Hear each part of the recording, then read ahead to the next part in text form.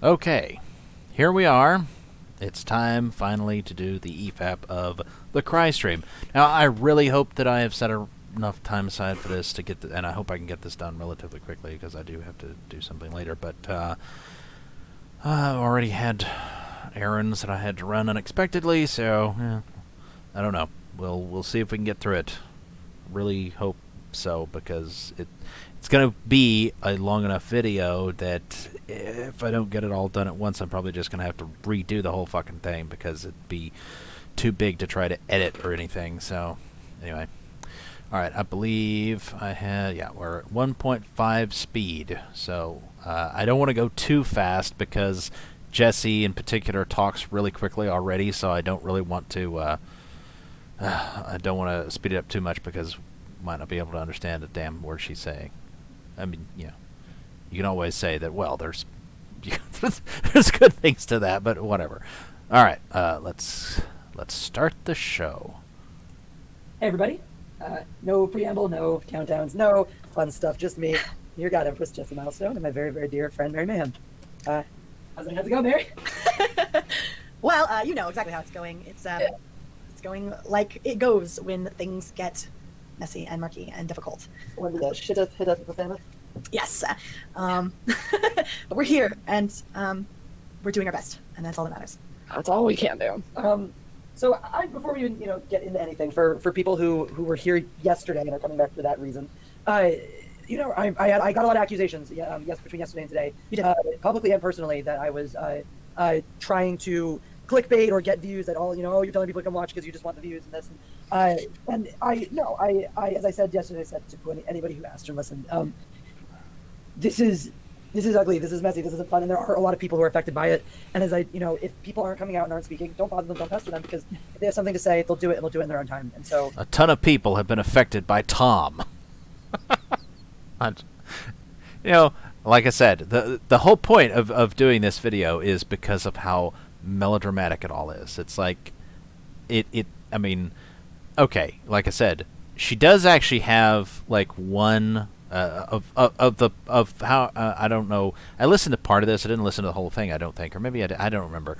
Anyway, there's like one thing in here that she, that it's like, yeah, I wouldn't have probably even read that super chat to her, much less tried to keep the joke going or whatever, like Tom apparently did. So it's like, yeah, I would have handled that differently, but that's like one legitimate complaint, and the rest of it is just her acting over the top crazy about it, like, oh my god, he was such an awful person. And it's like, was he really? It doesn't sound like it. It sounds like you have very little in the way of actual complaints.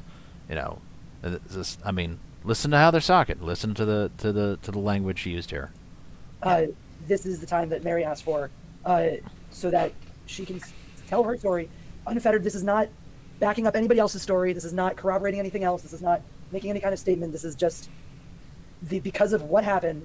This is the correct time for Mary to talk about this, and I offered her the question. Yeah, and I'm going to dismantle some things right now. There's going to be the time. It's like, yes, I'm almost a month behind on this shit, but I do want to point out, it's like the High Council or whatever video was from, what was that? That was from the 11th, right? I think. I'm not going to bother trying to pull it up and find out, but it was from like the 11th was when that happened, and that's when, Mecca repeated her thing or whatever, and Tom, decided to bug out, understandably so.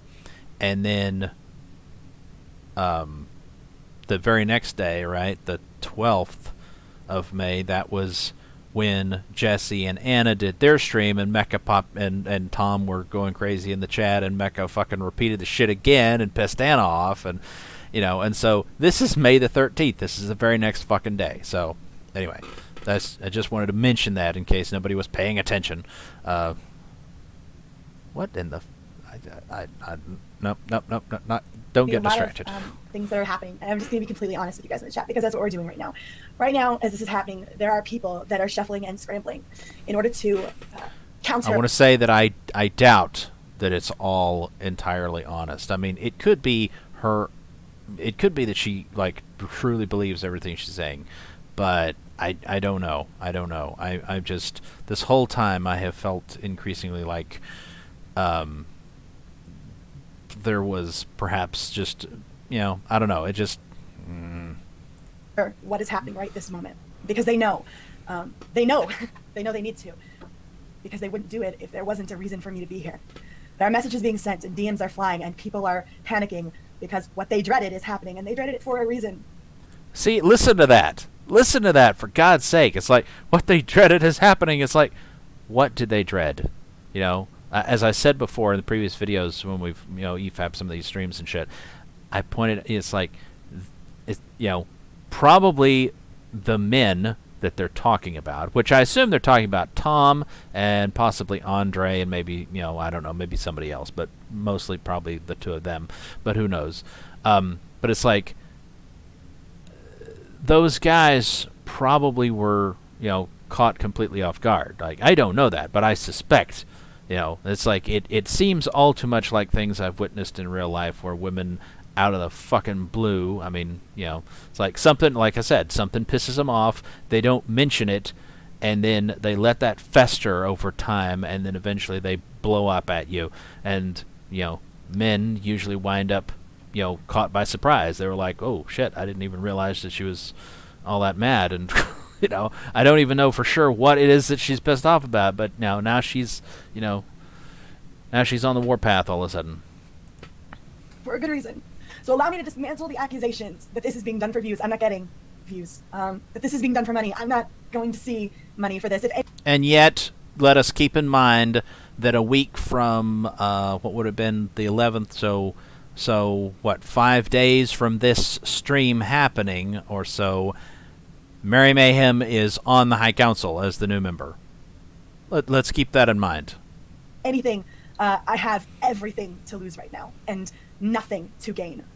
I am well aware that I am putting everything on the line. Gaining quite a bit. I am walking away, potentially, from friends I love, people I care about, relationships that have been hard built and invested in on my end and on their ends. There are people that are going to be forced to make a choice. And I am not going to blame them for the choices they have to make because they're not dissimilar from the choices I made in staying quiet as long as I have about the situation behind closed. Okay, here's one thing, about the staying silent. It's like, that's part of the problem, probably, Mary, is okay, like I said, there is the one thing that she does mention in here about the joke or whatever in the super chat business, and it's like, yeah, that was kind of disgusting, and Tom should have handled that differently. But it's like, clearly she's really upset, not just about that, but about a lot of things, including things that most guys probably wouldn't really think much about, like, oh, he talks over me, oh, whatever. It's like, big fucking deal. Most guys are gonna, just let that wash over them. They don't care. But she, was really upset by all this shit. And she talks about how she kept silent. It's like, Mary, you shouldn't have kept silent. It's like, if you're actually upset, you should have fucking said so. You should have made sure that, whoever you have an issue with knows that, hey, there's an issue here. And you should have done it calmly and rationally, and not, of course, that's part of the problem, isn't it? If she was calm and rational, she wouldn't have been upset in the first place. But when you are upset, it's like you need to deal with it calmly and rationally. And, like I said, I guess that's impossible for them, but, God. Doors. I know what I'm stepping in. I know that right now, there are, as I said, DMs flying, and people making choices about whether or not I will ever appear around them again. And that's And presumably, Tom and Andre probably decided no. And I don't blame them, not for one damn moment, to cut ties with all of these women that are suddenly deciding to go off on them. And like I said, I don't know for sure who all's at fault about whatnot. It's like, I'm not gonna pretend like, oh, I know for sure that Tom is a great guy. It's like, I don't know that. I don't know Tom. So, but all I can say is what I see, and what I see is mostly, again, not entirely, because like I said, there was that one thing that, yeah, I would have handled it differently than Tom apparently did. But everything that I'm seeing tells me, okay, these women are overreacting like crazy. You know, like they're completely flipping out over, I was talking over the women. It's like, you know, he's trying to make jokes. We can be funny artists. No, you can't. Not to the extent that you think, Jesse. You're not that funny. But anyway, like I said, so there seems to be a lot of that. A lot of the, massive overreaction on their part. It's okay, because you have a right to that choice. But just know that I'm doing this anyway. I know what I'm doing, and I know what it costs, and I'm still here. Oh, dear God. And here we have Mecha Random in the chat with a super chat. Tom, and I'm going to try not to read the fucking chat, other than, I guess maybe I'll read the super chats, but I'm going to try not to pay too much attention to it so we're not here all fucking night. Like I said, I have shit I got to do later. Tom tried to get me to fight Mary. What, in Jello? That's the secret, it's like Tom wanted it. Anyway, we're not here for views. This will hurt all of us. Well, you have nobody to blame but yourself, Mecha. The thing hurting you most in all this is you not understanding why people are mad at you for saying what you said about Zack Snyder and his daughter. Like, you're not humaning very well. Like I said, you should have understood why people were upset, but instead you act like it's not because of what you said, it's because who you said it about. You act like you think everybody's just, they're just, they're rallying around Zack Snyder because they just love him so much. They're simping for Zack Snyder. That's what she keeps on saying of people. And it's like, no, Mecha, it's not about Zack Snyder. It's about what you said. They would react this way no matter who the fuck you said it about, because what you said was crossing a line. I'm sorry for being crappy to you, Mary. And without any further context, I have absolutely no fucking clue about that. I don't know anything about any reactions, any interactions between Mecha and Mary. I have no fucking clue. I don't know whether they've actually been crappy to each other or not. Who gives a shit? Sure. And I hope that matters. I'm not here to make excuses for stupid things. I'm not here to do anything but just be honest, and to hopefully make it possible for other people to make informed decisions. That's it. I see Flaming DBF. Is this new or part of yesterday? This is new. This is not what Mary has to say. Isn't related directly to yesterday.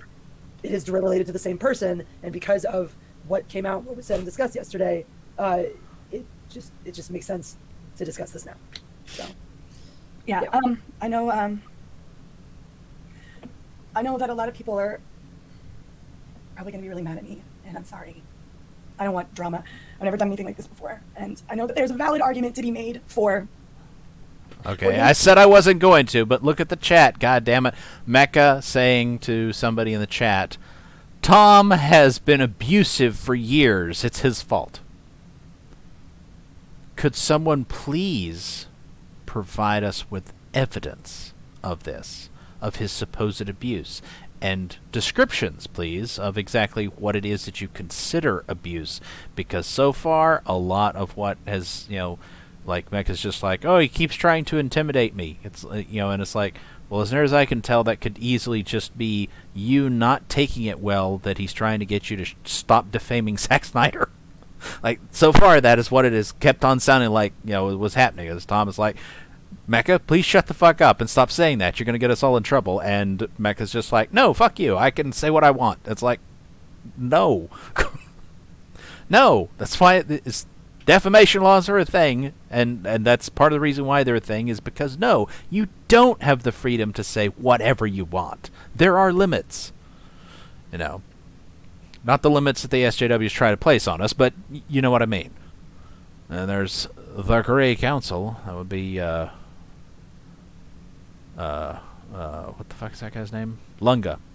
I do believe this is a conversation we had, I don't know, over a year ago, Mary, about people not calling out certain behavior. Don't know. I wasn't paying attention a year ago or whatever to any of this shit, so That'd be kind of interesting if I could get a word with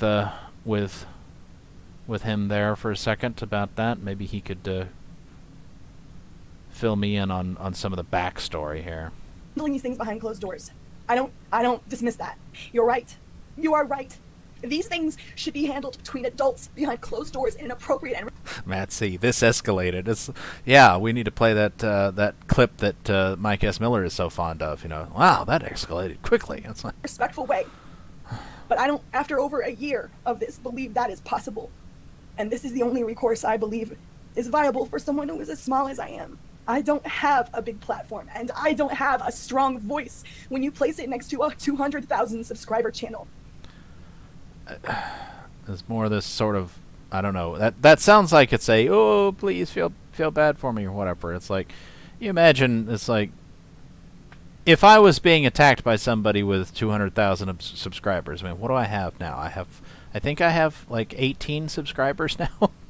It's like, I would find it a little bizarre, I think, if that was suddenly happening. But I wouldn't be crying to people and being like, oh, feel bad for me. I'm such a small channel. I have such a small platform. I'd be like, okay, this is odd, but okay, whatever. So what? I don't know. It's just, oh, God. Get a grip. Get a grip, honey. Stop, it's like, and I don't really think it's an act either. It's like, I think she really is this emotional over crap that she shouldn't be emotional about probably at all, but especially not to this degree. That's part of it too. It's not just that she is emotional. All women are emotional. All people are emotional to a certain extent, but it's just so over the top. I just have the truth, and I have a fear. Press X to doubt. With every lull in the insanity, I will find myself once again, a few months later, right back on the chopping block, and once again pushed and bullied into submission. What chopping block? How are you pushed and bullied into submission? Submitting to what? It doesn't make any sense. It's like I said, they keep acting like they have no agency, they have no control. Oh, I'm at the mercy of the men that are abusing me, and it's like, no, you're not.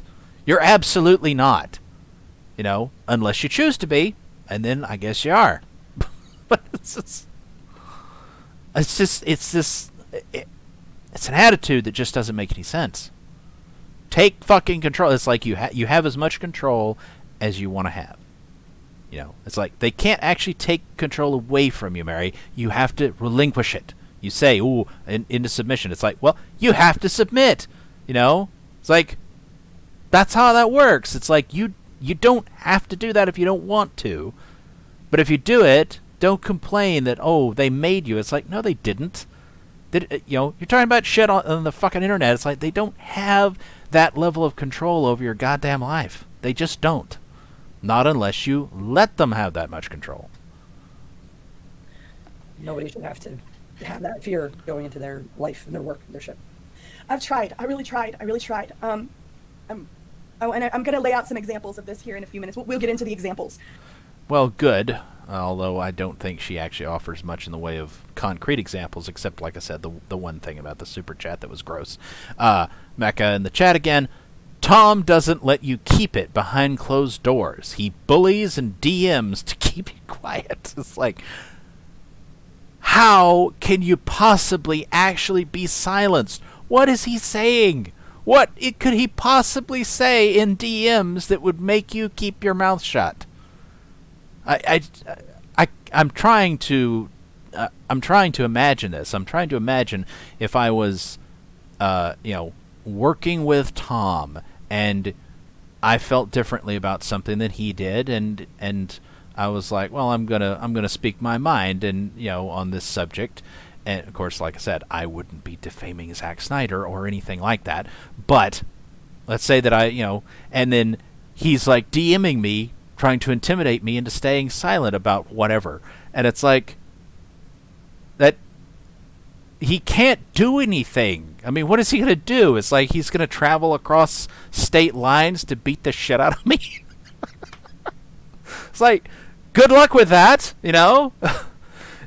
It seems like an awful waste of your time and your money to try to do that. And when you get here, keep in mind, this is a castle doctrine state. This is a stand your ground state that I live in. So yes, by all means, if you want to beat the shit out of me, go for it, dude. See how that works out for you. And it's like any of these women could say the same thing, assuming they live in a state with decent gun laws. But like I said, it's like, they act like there's something that he actually was able to do just across the internet through DMs, that he was able to silence them. And it's like, what? What, he threatened to kick you off his show? Because that's like the only quote-unquote power he could possibly have over you, right? I mean, and it's like, well, that's a bargain that you make. If you decide that you care more about being on Midnight's Edge than, whatever the issue is that he wants you to keep quiet about, then, well, it's on you. It's on you that you made that fucking choice. You could just be like, no, it's fine. You go ahead and kick me off your show. I don't care. I'm going to say what I want to say. You can always take that position. Him saying, hey, don't say that or we can't work together. It's like, that's not, yeah, he can say that, but it doesn't mean that he actually, like I said, he doesn't have power over you unless you give it to him.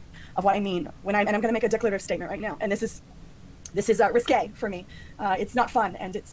And there's was it? Stig Kenobi, and I'm not overly familiar with it. Is he? He's another foreigner, I think, isn't he? I can't remember. Seems like he's got an accent. I can't remember if he's British or Australian or something, but it seems like he's a foreigner. Anyway, she tried handling it for over a year, and I'm not sure whether he's talking about Mecca or Mary. I think Mary, but I'm not sure. I can confirm. It's like, handling what? And how could you possibly have tried for a goddamn year and failed miserably? It doesn't, it just doesn't make sense. It's painful, but here's the declarative statement. Tom Connors from Midnight's Edge is insidious and a bully, and he pressures and pushes you into conforming to what he says. And when you do not conform, he throws what can only be described as a complete meltdown temper tantrum. And if he actually does that, how is it that apparently is, I guess, intimidating or abusive or whatever? It's like, if somebody tries to get me to behave the way they want me to behave, let's say that it's Tom, let's say that I was them and I was working for Tom, and he tries to get me to conform to whatever it is he wants, and I'm resisting, and then he throws a temper tantrum. It's like, does that intimidate me? No, not even slightly. I'm trying to I'm trying to think. It's like, would it intimidate? I mean, would it intimidate my mother? And of course the answer to that is no. If she would laugh at a grown man throwing a temper tantrum on the fucking internet, because it's like, it's like, that's what I do. It's like, I'd be like, geez, Tom, what the fuck's the matter with you? It's not that big of a deal, buddy. I don't, it's like, how does it make it more of a problem for you? It should be less, much less. Screams at you. My God, he screams. He screams at me. So what? Scream back, or just, how about this? If you're, voice chat or Skype call or whatever the fuck they're called now, whatever company or app does it now, who cares? I don't know, maybe he's actually on the phone with her, whatever. It's like, okay, he's screaming at her. It's like, if you don't want to be screamed at and he's behaving like a child, then how about you just do what any normal adult should do in that situation and be like, look, I'll hold the phone away from you and shout at it and say, I'll talk to you later, Tom, when you've calmed the fuck down, prepare to act like an adult, click, and just hang up on his ass. Well, why is that so difficult? I don't get it. Tells you that you are ungrateful and unworthy of the support you've been given. Well, maybe you are. If this had happened once... Oh my god. Ben Riley in the chat. Jesus, this is dark as hell. It's like, are you fucking kidding me? This is dark? What would these people do if they were actually confronted by, I don't know, a serial killer or something? It's like they just shit themselves immediately, I guess, and die. Shit themselves and get stabbed to death by the serial killer. It's like they would not be capable of taking any action. Unfucking real. Stig says, take a wild guess why I had to block him on Twitter. I assume that's Tom. And why I have refused to be on streams with him since December. What, because he was screaming at you too? I mean, just, again. Fuck it up. Although, at least that makes more sense. At least Stig Kenobi's reaction to that shit would make more sense. It's like, yeah, I blocked him on Twitter and refused to stream with him. It's like, well, why the fuck couldn't Merry Mayhem do that? Why couldn't she just be like, I'm not going to talk to you anymore, Tom, because you're an asshole. And that's it. Presumably, it's because she did not want to put at hazard her relationship with Midnight's Edge and the views, the subscribers, whatever, the reach that it gave her, until she could figure out some way to get that through another channel, which she has now. You notice that? It's like she did not want to break off relations with Midnight's Edge because she was getting something out of it. But then, presumably through Jesse, oh, look, now she's on the High Council with Jeff, and he's got a big channel, and so she's got reach again. It's like, through different means. And now she can afford to throw Midnight's Edge under the bus. That's interesting, isn't it? Isn't it just a funny coincidence? To someone who had a human moment. But this has happened over half a dozen times. A human moment. Isn't a human moment when you eat Cheetos with your shirt off? Where he screamed at me. And where I have walked away. For those of you who have asked and who have sent me countless messages, where did you go, Mary? Why are you gone? I needed to get away. I had to. Well, if you did walk away, which again, it's like I don't know these details about whether she's been on with him or not, because I don't watch Midnight Edge. I don't watch Merry Mayhem. I don't watch Macaranum anymore. I used to watch her to a certain extent, although she became less and less informative and more boring, honestly, over time. But anyway, it's just, if you did walk away, then what was the problem? It's like, essentially problem solved. Unless, of course, you just really, really wanted a bigger audience and you couldn't figure out how to get it. To run away and wait for him to stop being verbally and emotionally abusive so that I could talk to a human being. Look, admittedly, I have, once upon a time suffered emotional abuse, rather, I don't want to say severe, because everything is relative, but I know what it's like to be emotionally abused, let's put it that way. But you got to try to distance yourself from whatever person or situation that is causing that problem, and you need to just get the fuck over it then and move on with your damn life. It's not that difficult, is it? Generation Productions don't simp for Tom, even if you hate me. I'm not the bad guy here. Mecca really, I don't know. It's like, I don't know that she quite understands what simping really is. Which is funny because she's, I'm sure, got plenty of simps herself. But every time somebody takes up for somebody else who she appears to be abusing or whatever, she's like, "You're simping for them," and it's like, maybe they're not really simping. Maybe they, like simping, I guess, would be in this sense would be if they know that Tom's a piece of shit, but they're sticking up for him anyway because they like him for some reason. You know, it's like nobody's doing that. It's like people are probably sticking up for Tom because they think that, you know, he seems to be getting the raw end of the deal here.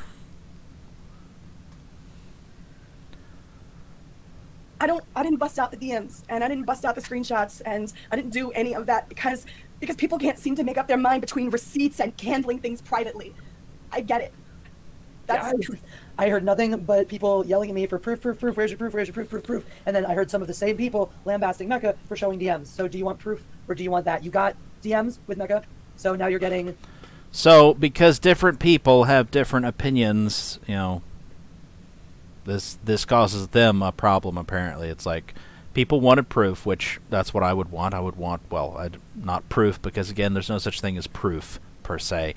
There's evidence. It's like, what evidence can you offer me that your side of the story is the correct one? Because, of course, generally, you know, again, quoting the Vorlons, understanding is a three-edged sword. There's your side, their side, and the truth. You know, so probably neither side in this case is telling the absolute truth, although sadly they might both be telling the truth as they perceive it, and it's just a question of how closely do their perceptions align with actual reality. But we, you know, outside observers such as myself, we need some fucking evidence to go on here. You know, it's like you claim to have it, cough it up. And of course, they're not coughing it up. They won't even give us any concrete anecdotes, except for, like I said, Mary and the whole super chat business in this stream. But other than that, it's like we keep on hearing that Tom's a bully, you know. But it's like, okay, specific instance, specific things that he said, you know, some specific subject. What was it that he was trying to get you to change your opinion on or get you to shut up about? It's like, what is it? Again, no concrete examples of any kind, you know, like I said, that wouldn't even be evidence, really. That's just them saying that, well, this is what happened. And, it's not like I said, it's not like screenshots or whatever, or recording of him saying something. But they could at least tell us, what the fuck is it? I know. We're so far into this fucking video, my video, and we're so, little of the way into theirs. But, I'll try to make less commentary, I guess. But look, like I said, the thing is, they're not, for the most part, even willing to give specific examples of what it is that supposedly he has said. Mecca keeps on saying he's been intimidating me and trying to get me to shut up or whatever, and it's like, okay, but what was it you were saying? The only thing I know for sure that he's trying to get you to shut the fuck up about is attacking Zack Snyder and his dead daughter and saying that he sex trafficked his daughter. And that's why she committed suicide. It's like, that's defamation. You're accusing the man of a crime. That's defamation. That potentially is a whole heap of trouble for you or anybody associated with you. And I can totally understand Tom wanting you to shut the fuck up about that. But, like I said, it's like, that's all I know. That's all I know that Mecca has said that Tom doesn't want her to say. And I fucking agree with Tom on that, 100%. And Mecca, I guess, is just too fucking stupid to understand why she really needs to shut the fuck up about that. Which, by now, maybe she has. It has been like a fucking month. But you get what I'm saying here. It's like, none of them, are offering any, even, like I said, even their word on what it was that supposedly Tom was yelling at them about. What it was supposedly he wanted them to do differently. They're not giving us any of that business. They're just saying that, oh, he yelled at us. Oh, he tried to intimidate us. Oh, he's a bully. Oh, he throws tantrums. It's like, it's, not super informative, honey. Now you're getting the opposite here, so you can pick which one you like. You'll get one in one place and one from the other. But that's not to say that DMs don't exist, they do. That's not to say proof doesn't exist, it does. But if you... And I haven't actually, she says there's proof, okay. I supposedly Mecca dropped DMs, or something. I didn't see them. You know, if somebody wants to give me a link to that or something, if you know about it, that would maybe give me some context and I have some fucking clue. But I didn't see those. I don't know where the fuck to find them.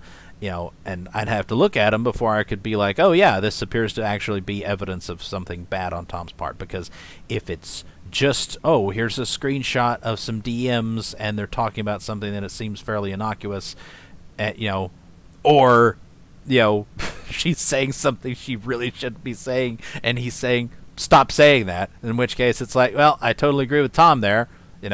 You should shut the fuck up about that. But don't have any of that. Don't know. Want it? You'll have to handle that. I'll have to handle that privately. Because that's what I've been told by a mass amount of people should be done here. Except I don't believe private is an option. Well, again, the whole...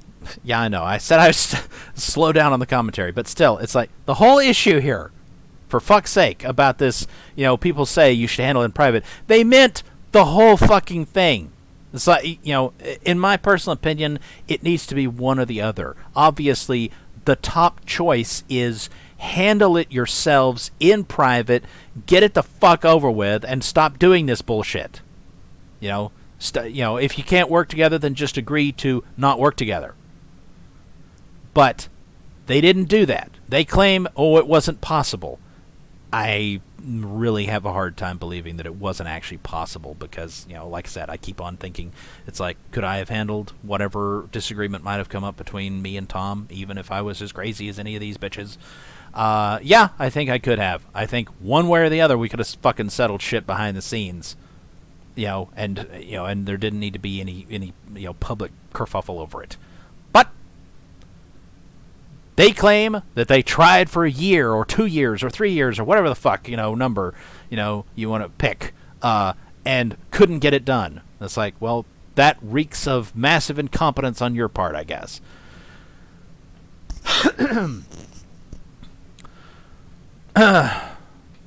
Lord have mercy. There's drama on both damn sides. Yeah. But saying that, lots of people say we should handle it in private, it's like, yeah, they probably mean handle it in private completely and stop doing what you're currently doing, which is airing your dirty laundry in public, although not really, because you're just saying that, there's dirt, but you're not showing it to us. So that's my other point. If you can't or you won't handle it privately, completely behind closed doors, and don't fucking say anything in public, and you decide to take it public, which you've done, then fucking provide everybody with everything so that we actually know what the fuck to believe.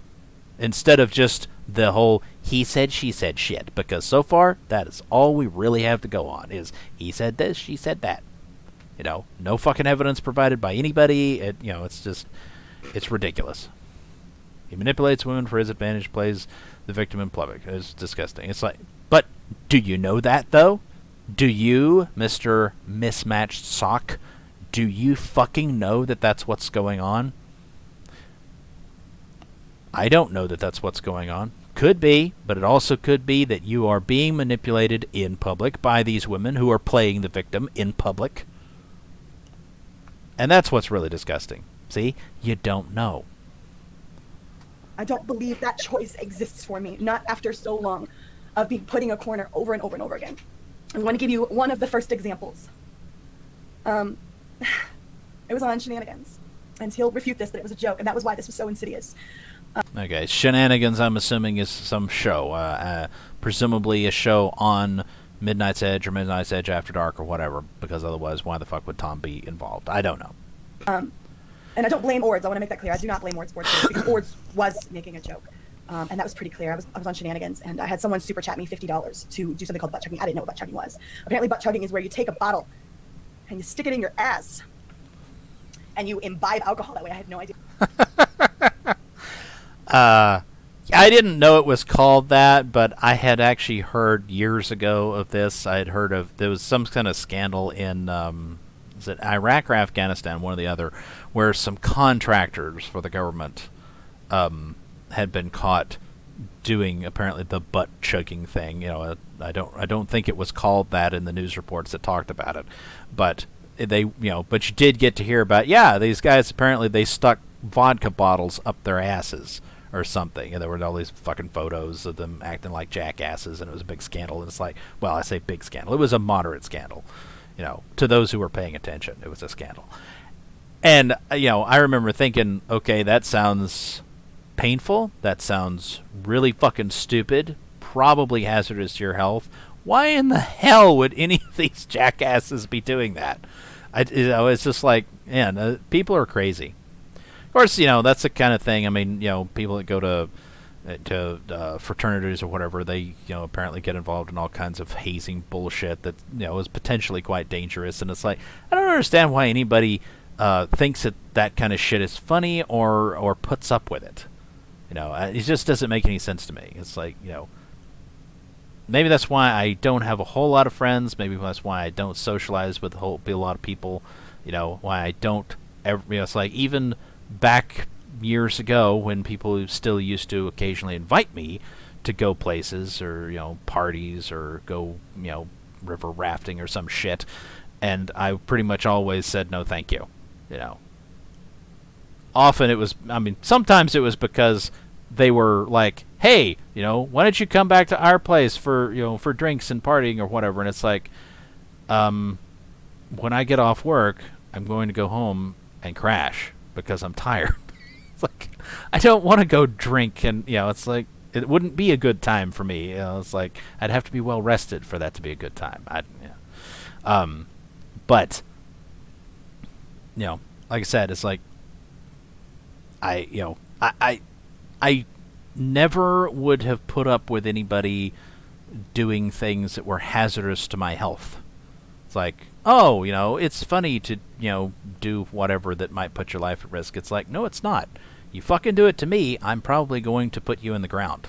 You know, that, you know, that's how I roll. It's like, you put my life in danger, your life potentially is over now because you're a hazard to my continued existence. You know, I will be in fear of my life, and I will act in self-defense. And you may think that it's funny, but, you know, Anyway, so I don't understand weird behavior from anybody about any such things. Anyway, so yes, this is a super chat apparently that she got. This is like the only, I think this is the only actual solid example of something that sounds really bad. And of course, she's saying that she doesn't blame the guy that sent the super chat apparently. Of course, you know, quite frankly, I think if, I don't know, I mean, as much as everybody wants to be like, oh, equality, blah, blah, blah, blah, blah, it's like, no, you treat women differently. You do. You know, it's just, it's a thing. It's, you know, there's a reason why you know, why traditionally women are always treated differently. Traditionally, they're treated, you know, essentially with kid gloves, I guess. You know, they're supposed to be treated with respect, and that's because, well, quite frankly, they can't handle it as, you know, as easily as men can when they're not treated with that level of respect. Of course, they're also supposed to be respectable. That's the thing. And women these days, a lot of times, are not. But at any rate, if I were Tom and I received such a disgusting super chat to do with a woman that was on my channel, on, you know, on a show or whatever, I think I probably would have laughed and said, I can't say that. Come on, guys, what the fuck? You know, it's like, thank you for the money. You know, it's would have, you know, played like, you know, like certain people's chats or whatever, where you're not allowed to, you know, to get certain chats read out apparently, and just been like, thank you for the money, fuck off, you know, sort of like that. But I don't know. It's like, and I don't know. I think if I were a woman, I would potentially be taking some degree of offense at somebody super chatting such a thing in the first place. It's like, that sounds kind of gross, you asshole. It's like you're wanting to, you know, it's like if I'm like Merry Mayhem, I'm probably going to think, well, I'm a reasonably attractive woman, and you're apparently wanting to imagine me with a bottle shoved up my ass. It's like, that's gross, you sick fuck. But no, she doesn't blame that dude. She blames Tom, of course. Do what it was. When the person super chatted, Tom joked. And you know, we'll say he was joking. That's fine. Joked that I had to do it. That I had to do it. It was something I had to do because I'd been super chatted for it. Okay, is she actually going to try to suggest that he wasn't joking? that he really meant it, that he really meant that she should shove a bottle up her ass.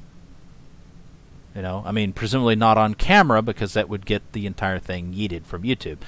But I guess go to the bathroom, Mary, and and do that, and then come back and tell us how it felt, or something. It's like, does she really believe that anyone, I don't care how, much you dislike the guy, it's like, for you to really believe that he would actually want you to do such a thing, that's ridiculous. And my friend, Miss, and my boyfriend were in the back in the private chat saying, no, she's not doing this. Stop joking about it. It's not funny.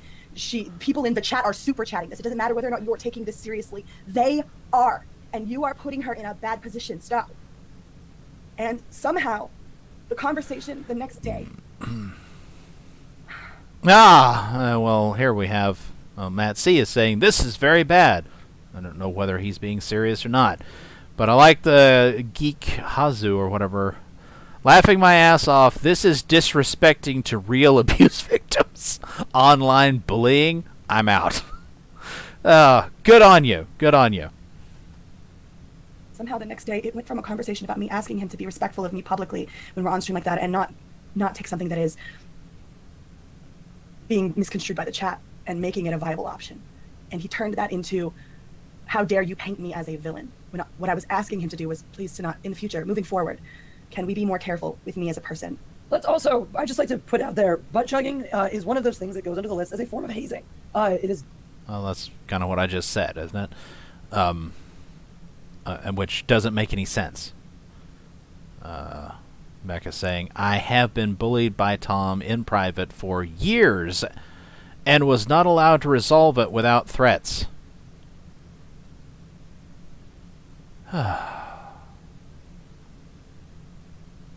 Such a... I've already said everything about that. It's like, why... If you weren't able to, it's your own fucking fault, okay?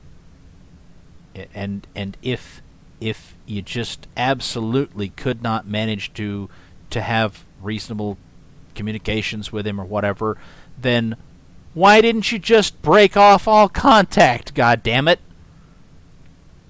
I'm assuming that what it basically boils down to is what I said earlier about how these women wanted the audience that Tom could provide them. And they did not want, no matter how much he was supposedly abusing him, they didn't want to hazard that. They didn't want to risk losing that audience. So it's like, no, I've got to stick it out. I've just got to. I've got to. No, you didn't. It was invented basically as a form of hazing, and it can kill you. It's one of those things where one of the possible results can be death. And hazing... Okay, wasn't the super chat a beer or something? I don't think one beer up the ass is going to kill you, unless it's a glass bottle and you break it and it lacerates your insides, in which case, yes, you'll probably bleed out fairly quickly. But I assume that what she's talking about is having too much alcohol enter your bloodstream. It's, you die of alcohol poisoning. It's like, yeah, if you're doing it like those fuckwads over there, overseas, the contractors who are shoving vodka bottles up their asses, it's like, yeah, that could probably kill you, but one beer, no, probably not. I mean, by the way, FYI, everybody, don't ever fucking do that. It's insane. Don't ever, nothing. No alcohol should go up your butt, okay? Just in case you didn't know that. Laws have gotten very strict recently because of the number of deaths that have resulted from hazing. And so many people... that's not take unreasonable. shit like that very, very seriously. A lot of people don't think it's appropriate to joke about that one way or the other, and certainly if there was any point of seriousness to it... Well, I don't know what you mean by, you shouldn't joke about it. It's like, not really, Mecca, for instance, she's supposedly a big George Carlin fan. It's like, he said you can joke about anything. There, go search for that on YouTube. I'm sure you can find plenty of stand-up clips of him or whatever talking about that shit, about, his rape joke or whatever. It's like, yes, you can joke about anything. Now, again, she's saying if there was anything at any point serious about it. It's like, again, who? Do you really think that Tom was serious about it? Like, yes, Mary, pull down your... it's like, you're not on camera. pull down your fucking pants and shove a bottle up your... No! For God's sake! I don't care if you fucking hate Tom. You can't possibly believe that the man is insane enough to actually want that to seriously happen. I mean, I don't know. Maybe he wants to jerk off to it later or something and imagine it. But that he would actually want her to fucking do it right then and there, it's like, no. There's no goddamn way. Wait, that's just straight up fucking illegal. I want to address... Wait a minute. Illegal? What is illegal? It's not illegal to want someone to do that. Okay, let's be clear about that. To force a bottle up somebody's butt, yes, that's illegal.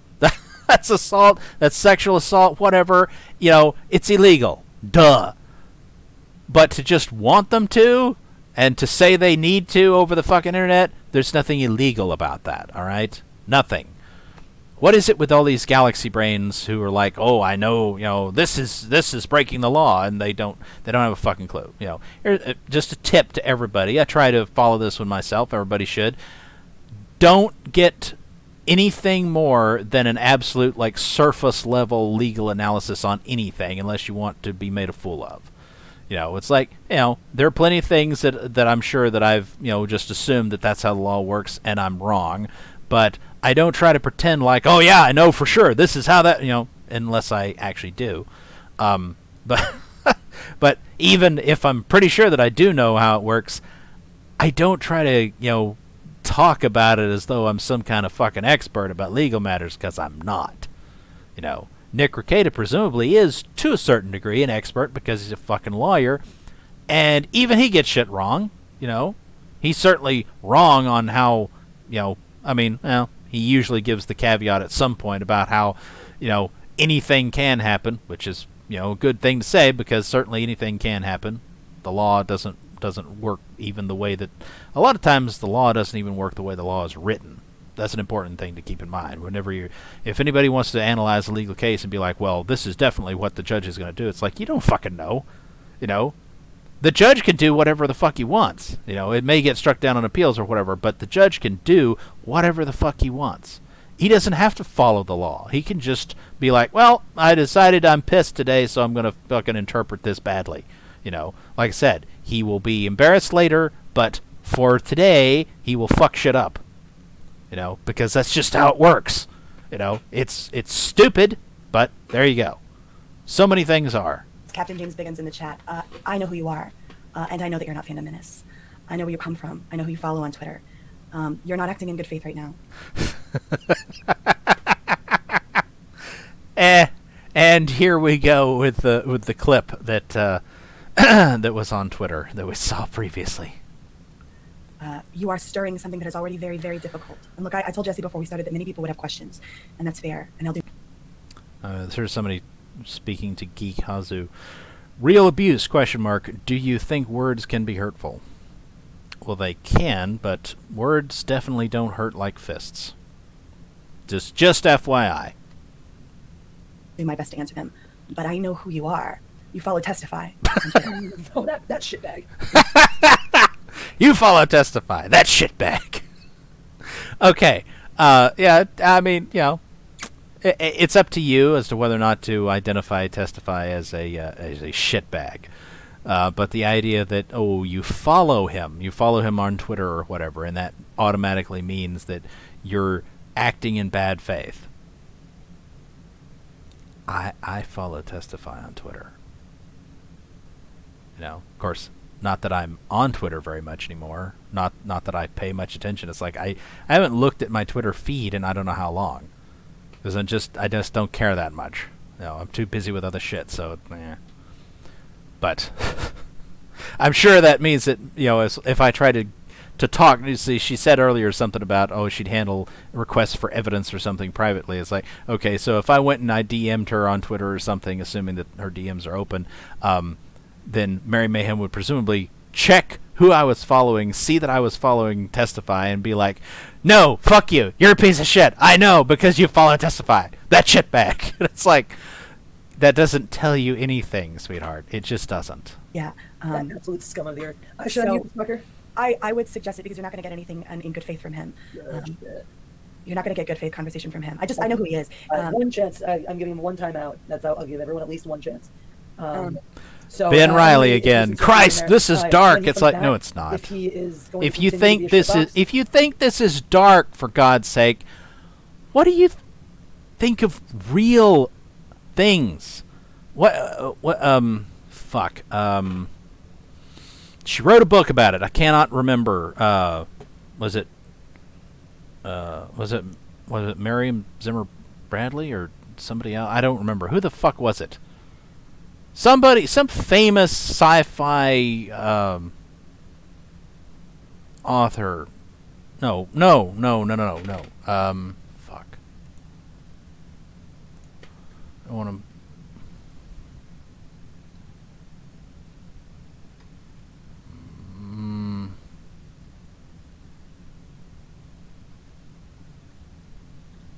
Is that her? I can't remember. God damn it.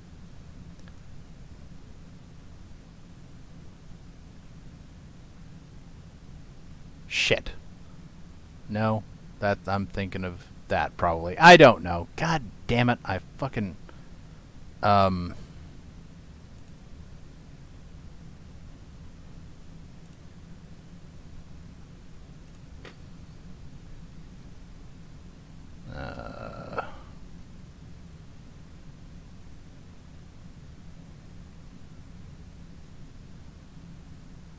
Is that how you spell that?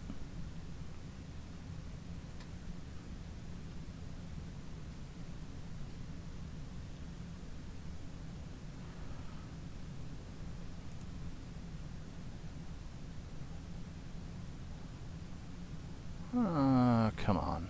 Well,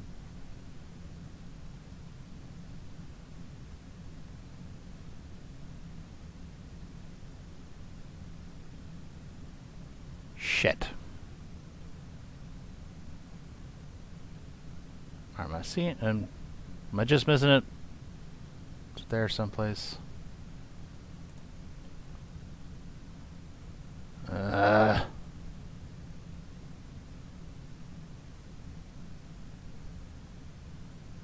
Oh my God. Why is it that you can never...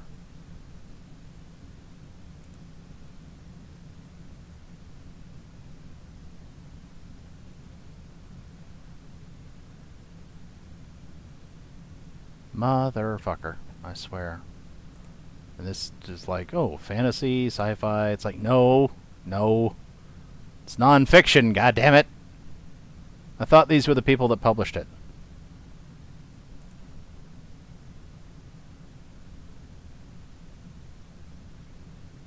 Maybe not. Alright.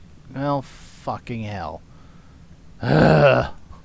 Like I said, why can't you ever find anything or even remember anything when you, like, get me the fuck out of here.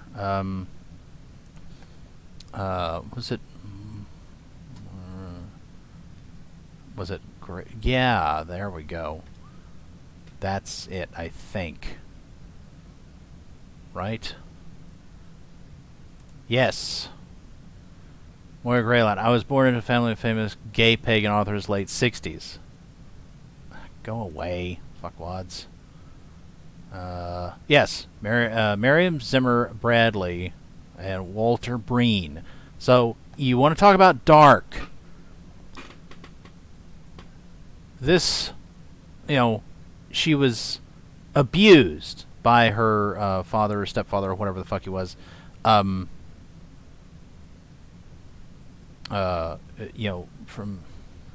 my mother molested me from ages 3 to 12. This is violent. I was 5.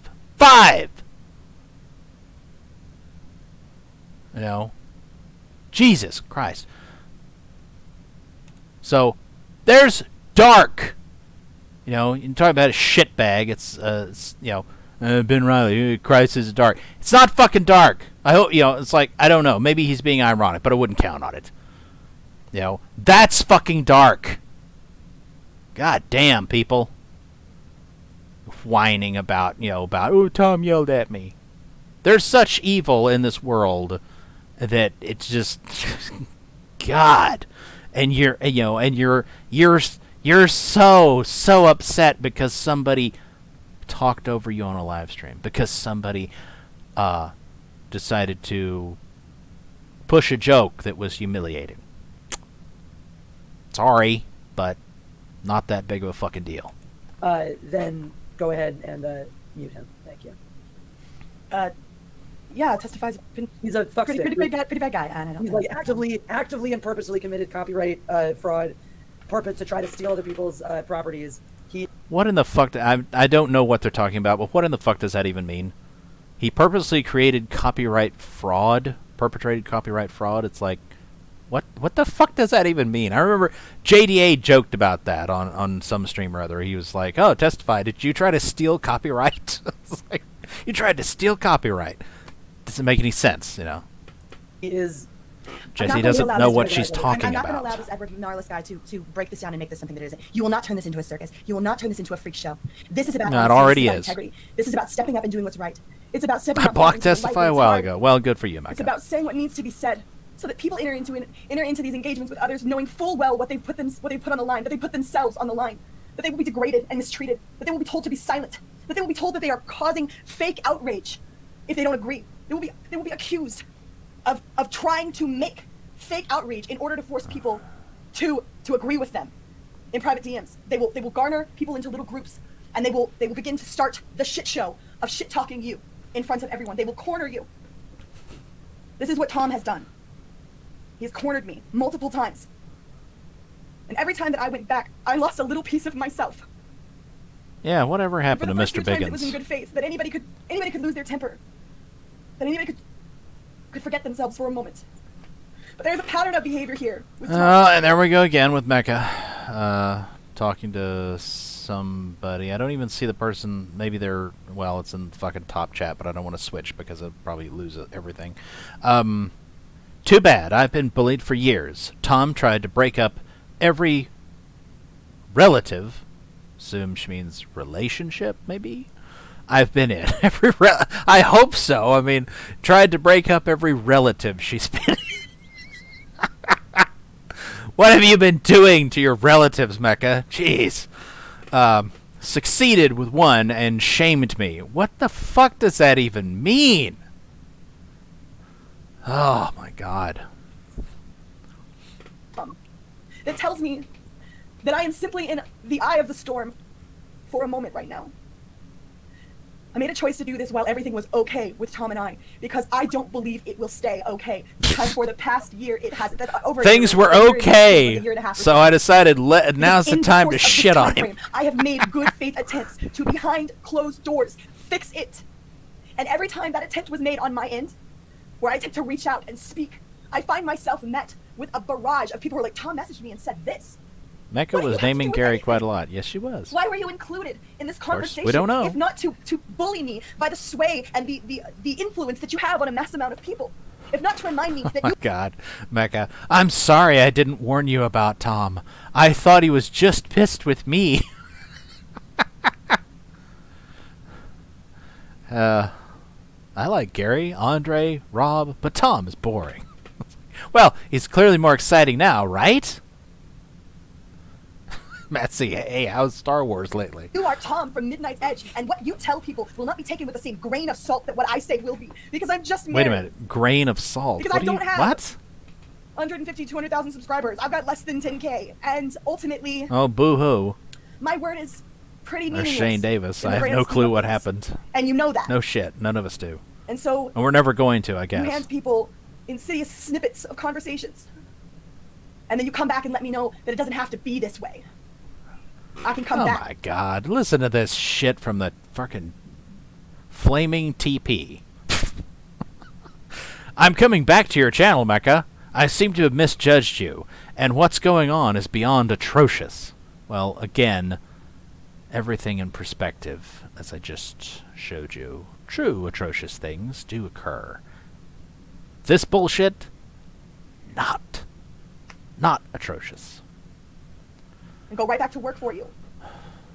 But I could spend almost 2 years, or over a year and a half at this point, blood, sweat, and tearing into a show that I built and was there for the inception of, that you told me I mattered in, and have it stripped away from me because I said to you behind closed doors, please don't disrespect me that way live on stream again.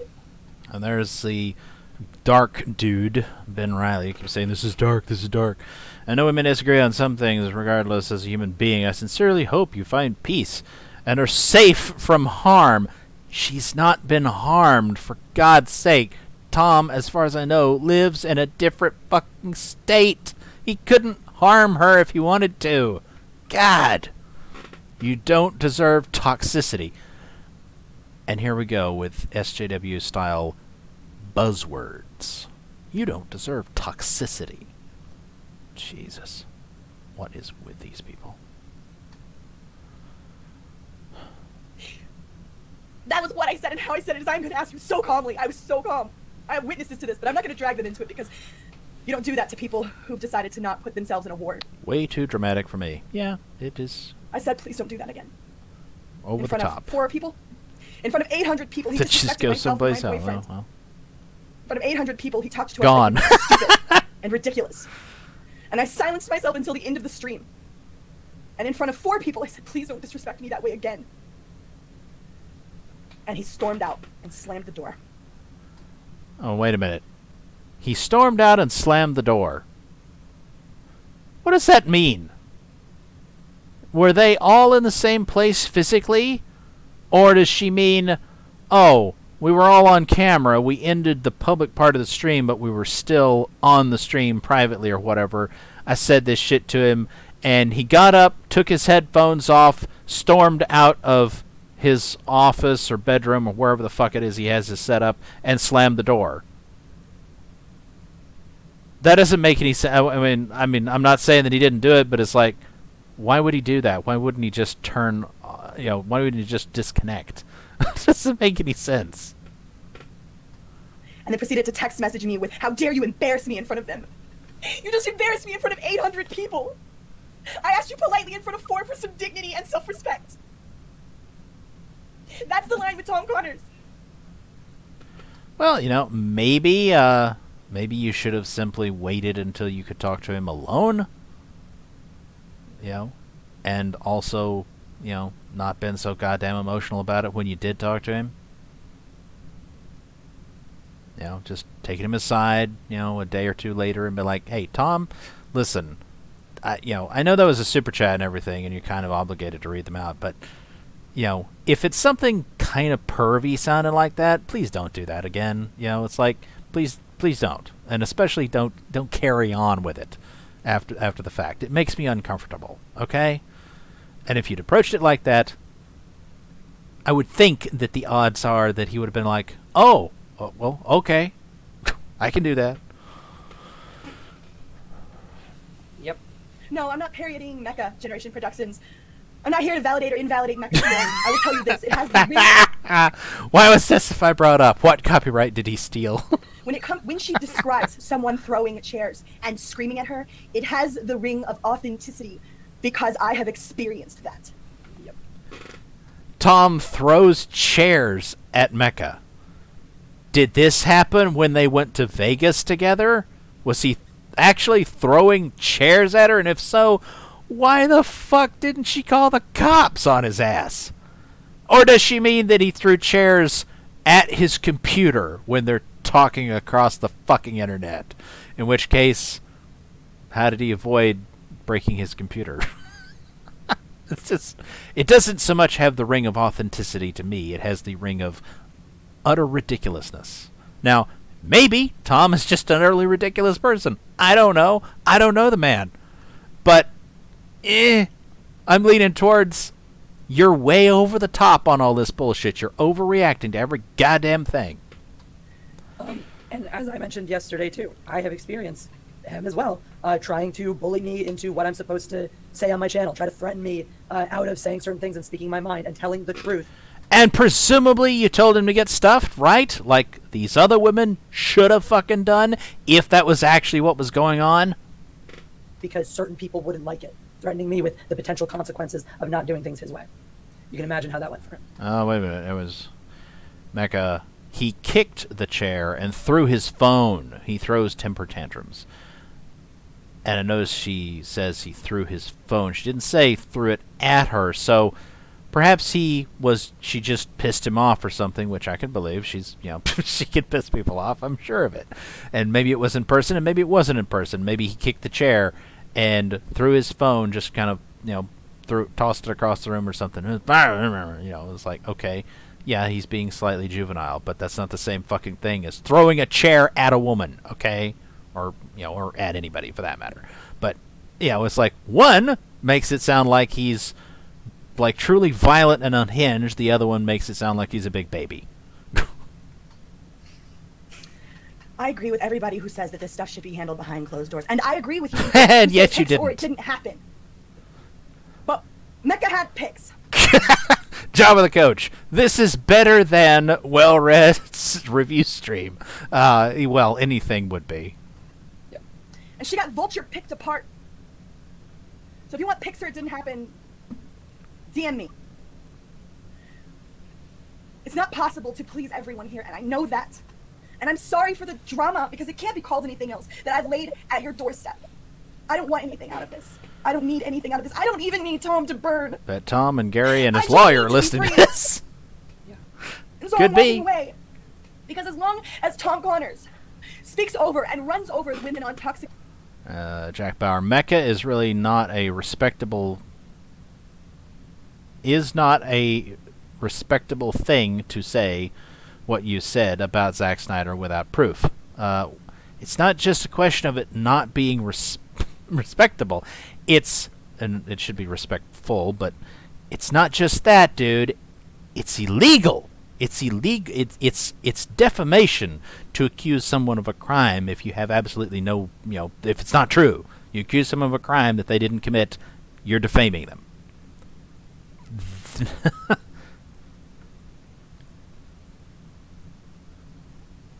And there's Mecca saying, I got slammed for my proof.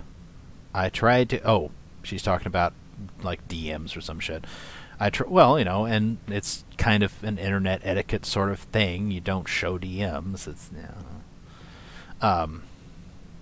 but if he was legitimately abusing you, it's like, I don't see the problem. It's like, here's him threatening me with whatever. Although, again, it's like, what? What could he threaten you with that would be such a big fucking deal? Tried to keep it in private. I went to Rob. Why does Rob have two B's in it? Usually doesn't, but apparently the Midnight's Edge Rob does for some reason. I went to Rob and Tom. I was not allowed to go to Andre. Not allowed. Okay, whatever. Femininity. As long as Tom Connors takes every bit of your effort that you put in that week and uses it for himself, I can't be a part of... Jesus Christ. Listen to this shit in the chat. I'm sorry. My eyes just keep being drawn to it. I'm sorry. Annie McCallum. This is awful. Had no idea how bad this all was. Poor Mary. Frowny face. This... Mary is having an emotional reaction. She's crying. Hence my calling this the cry stream. These people, many of them presumably men, but some of them women as well, in the chat are having an emotional reaction to her emotional reaction. They're automatically siding with the crying woman because she's a crying woman and they want to comfort her. I believe Ethan brought this up, pointing out that it's just sort of a genetic thing with men, that they're programmed to, want to protect a crying woman, want to go beat up the guy that hurt them or whatever. Unfortunately, a lot of women know this, and that's why they do that sort of thing, even when there's not really anything wrong. Although I'm not suggesting that she doesn't believe there's something wrong. Although I think, again, perspective, she doesn't seem to have it. And then we got, Jen McMahon in the chat. So he is not only emotionally abusive, but physically too. Apparently, according to what Mecca said, doesn't sound like that. It sounds like, he threw a temper tantrum.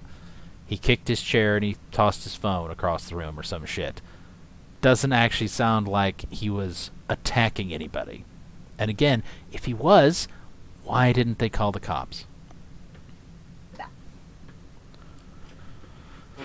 To me, this is also it's very slanted to ask, oh, you guys should keep this private. Okay, well, there are people, Tom, publicly telling lies about what has happened. The thing is, that's part of, again, why we're here, and part of why Mary asked that. As far as I know, Tom hasn't said hardly shit other than, protesting his innocence and saying that he never did any of this and didn't know that they felt this way about him. So, I don't know. Her name be left out of it until we have time to do this the way that she wanted to do it, because Mecca chose to discuss what happened to her. She chose to go public with that. That's her story. That's what happened there. This is not complete. Stig Kenobi threw a tantrum on me for a whole weekend. F-bombs galore. Had to block him. Me not agreeing with him that Star Wars is fixed counted as a personal insult. Okay, well, I would think that Tom must be off his rocker if he thinks that Star Wars is fixed, or was at any point, which I don't know what the hell that's about. Okay, threw a tantrum. Apparently, presumably you're not even on the same continent, since I think you're a foreigner. Can't remember. I think I've seen Stig on some stream or other, and I believe he spoke with either an English accent or an Australian accent. I think Australian, but I'm not sure. But, it's like, I don't know, threw a tantrum on you. It's like, okay, and F-bombs galore. A lot of people drop F-bombs galore. So what? Had to block him. Well, that's up to you. It's your choice. Mecca, it's like these people don't get it. There's a whole lot of things you don't get, Mecca. I was willing to killy channel? What the fuck does that mean? Killy channel? I was willing to killy channel to be free of this crap. I will not lie to protect Midnight's Edge. Apparently you weren't willing to risk losing access to a larger audience for most of the time that you were quote-unquote being abused, because you didn't just walk away. Why didn't you just walk away, Mecca? I'm like, so this has been a very, very stressful couple of days, I'll have you know, because that's... Okay, train of thought back. Haven't gotten a lot of sleep lately. Mecca chose to go public, which is her business, right? Shouldn't happen to her. She's Mary and Mecca didn't make this public. That's not on them. So yes, they did. And so it is. I was watching. Tom, tell lies. Tell things I knew were lies. Who is Tom Connors? He is my son, leader of the resistance.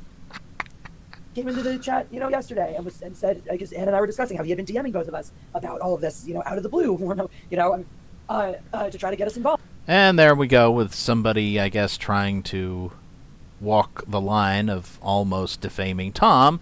That's kind of like saying Weinstein should have been kept behind closed doors. Tom has not done, he's not even been accused by these women of doing anything even remotely like Harvey Weinstein. So shut the fuck up, dipshit. Oh, and he said, well, you're the only people I've talked to. I haven't talked to anybody else. I know that's not true. He was denying certain things with Mecco that I had seen proof of.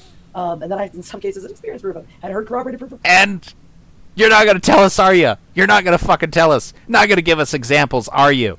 God damn it, Jesse. I never asked anyone to out themselves. Huh? Or go public.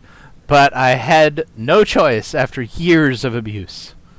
Oh my god, the same old load of shit. Nobody deserves this. This what? We haven't even established precisely what in the fuck it is that they're supposedly suffering from, or under, whatever. Not Mecca, not Jesse, not Mary. No one. Look, I'm no one. Okay? I basically just got here, but it pains me to hear that about Tom. Y'all don't deserve that. Well, neither does Tom if it were to turn out that he didn't actually do any of this shit. Or that he sort of did, but everything is being blown way the fuck out of proportion. You know, which, like I said, frankly, most of it sounds that way. It's like, what do we got? One concrete example of, ooh, you know, he humiliated me in front of 800 people by furthering a joke that he got from a super chat that I found disgusting. And it's like, you should have left the stream. You should have just left. You should have been like, that's gross, you know, and then left. You know, if you were that upset by it at the time. But like I said, that's it. That's the only one. That's the only concrete example. What are the other examples? You know, there's none. There's no specific examples. There is general accusations of he talked over us, he yelled at us, he throws tantrums, blah blah blah. He supposedly intimidates and bullies and tries to tell you what you can and cannot say on your own channel. And it's like, again, he doesn't actually have any power over any of you. I mean, you know, what did he actually talk these women into signing NDAs or something? Because I'm pretty sure that didn't happen. I'm pretty sure that it was all effectively just, you know, oh, you want to be on my channel and do a show? Yeah, okay. You know, I think that's about the extent of the contractual agreements involving any of these people with one another. So it's all horseshit that they act like, oh, he's able to control me. It's like, no, he's not. He's not able to do anything like that. If you let him, that's on you. From multiple sources. So at that point, somebody lying to cover up the truth is making it public. If we just keep everything private, we're just rolling over and letting him win. We're just letting him have the narrative, and worse, we're not putting out a caveat emptor for anybody who may end up working with him in the future. I'm not telling people not to. We're not here to tell people what to do. We're here to tell people. Well, you may not be telling people explicitly, but you're certainly implying that it would be a bad idea, you know, by all of these accusations. You're damaging his reputation, I should think. Probably, unfortunately, doesn't rise to the level of anything that would be actionable, you know, but, yeah. What happened, so you have the information to make your own decision. Look, it's true that when someone holds sway in the community, it can be very difficult for people to speak up, and people are going to circle wagons, and that's fine. But at the end of the day... What? You mean like you are? All of you that are accusing him, you're all circling the wagons around yourselves. You know? As near as I can tell, the extent of wagon circling that's going on for Tom is Ethan expressing support. Ethan, you know, saying that, yeah, these are, you know, these crazy bitches are dogpiling Tom, you know, so we stand with Tom, you know, hashtag we abuse with Tom. So, you know, basically just making a fucking joke out of it, but still, it's like, that's it, as far as I know. The rest of it is just everybody, you know, like, you know, Gary and whoever, just kind of staying quiet and not getting involved. They don't want any part of it because they recognize that it's a bunch of fucking horse shit. The day, I have to be honest here, and I'm going to give you examples because you have a right to know what happened. You've given us one so far. We're waiting for more. If you would actually like to give us specific examples, please, for the love of God, Mary, do it. Because apparently Jesse's not going to, and apparently Mecca's not going to. So you are our only hope of hearing specific examples of what Tom does that's so goddamn bad. Tom, outside of just what you would call taking advantage, and look, the girls put in that work now. I've stepped away. That's a general statement. After lies being told to people. He told people he paid me.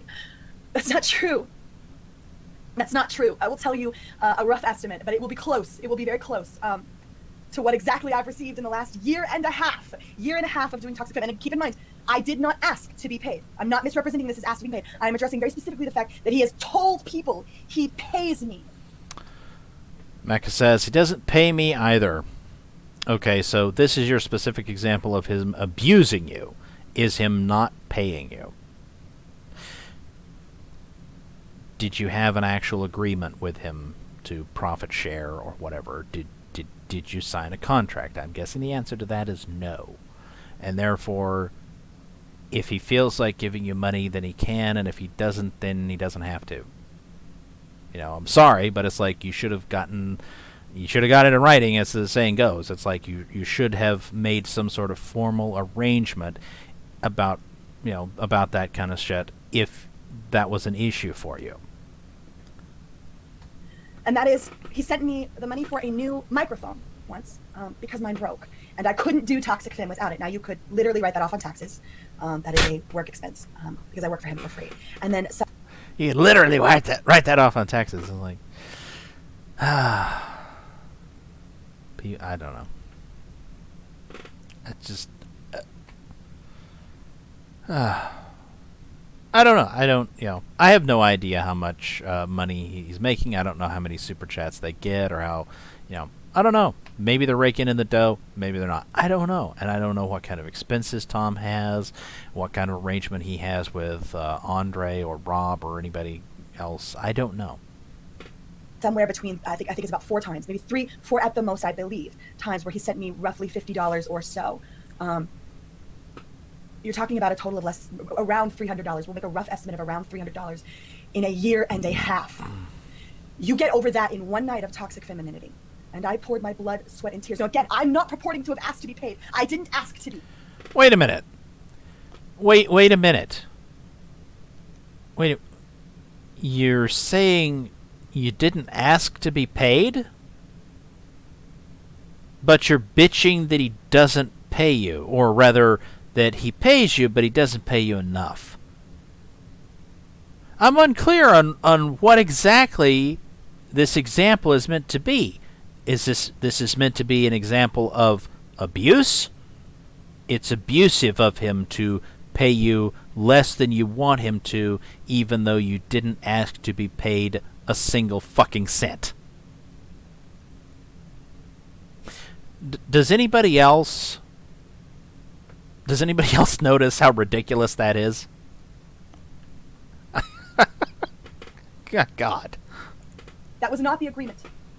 But he lied and told people he was paying me. That's not true.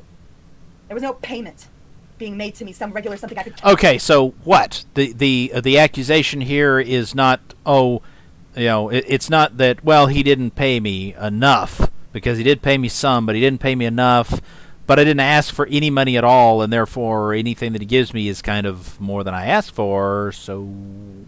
But that's not the accusation. The accusation is he told somebody, don't know who, somebody, that he paid her.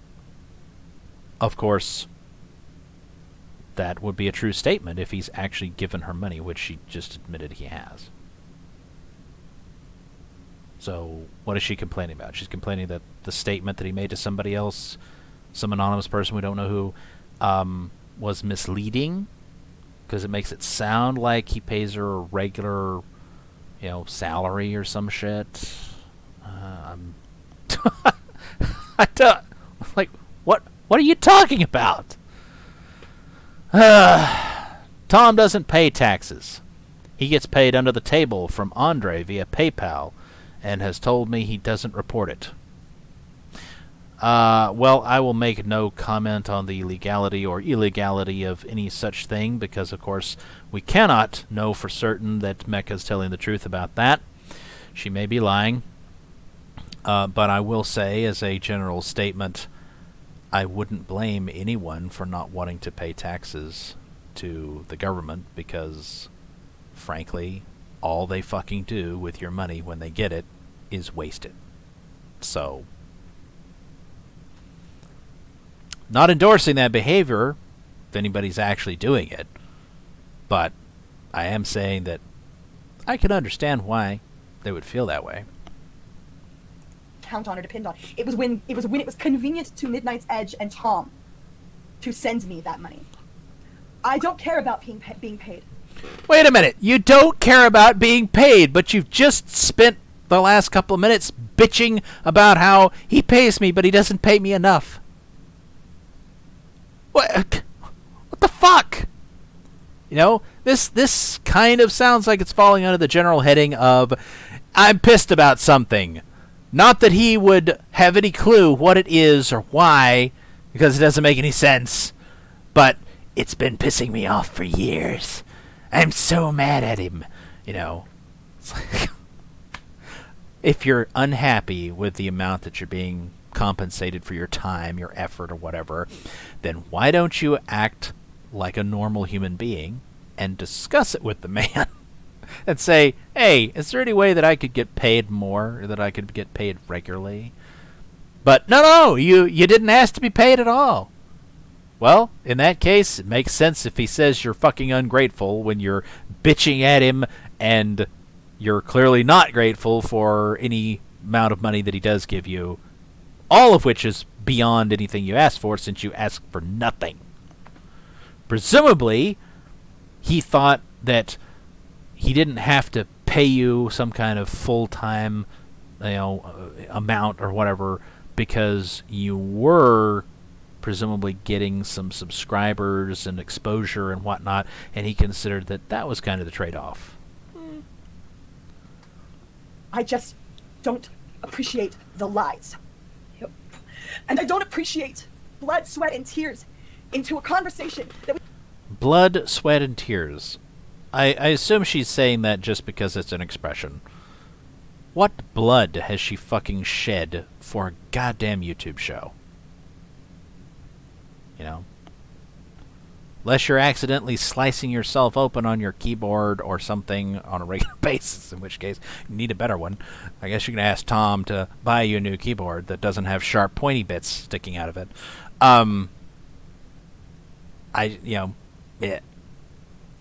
It's not that much effort, is it?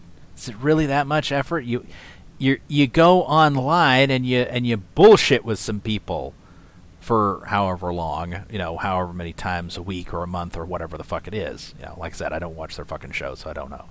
But, she acts like, oh, this has been an incredible burden on me. It's like, if it's a burden that you feel you need more compensation for, then ask for it. And if you're not willing to ask for it, then don't complain that you're not getting it. Again, it's like, we're not getting any actual substantive claims here. It's just more utter horseshit. We formatted that. Look, I realize that Lorena is doing it right now, but for over a year, for closer to a year and a half, that was me. Every topic, every prepping point, every meeting we had before stream, getting the girls together, who's not going to be able to be there, who can make it, who can't make it, that was me. I did that work. And to show up on a stream. So, basically, she's complaining that she did some organizing and wasn't compensated for it, but also didn't ask to be, so... Flaming TB says, that's an internship or a guest spot. I would not consider that being paid in any legal context. Okay. Every YouTuber of a certain size and doing professional-esque interactions with other YouTubers has to be aware by now that he has to introduce professional standards and protocols for interactions. Well, some people do that, and some people don't. Probably depends on the quality of the people that you're dealing with. Mary, you are awesome. That's debatable. If anyone complains about this not being dealt with privately, needs to understand that they probably have, and whatever it is not being resolved.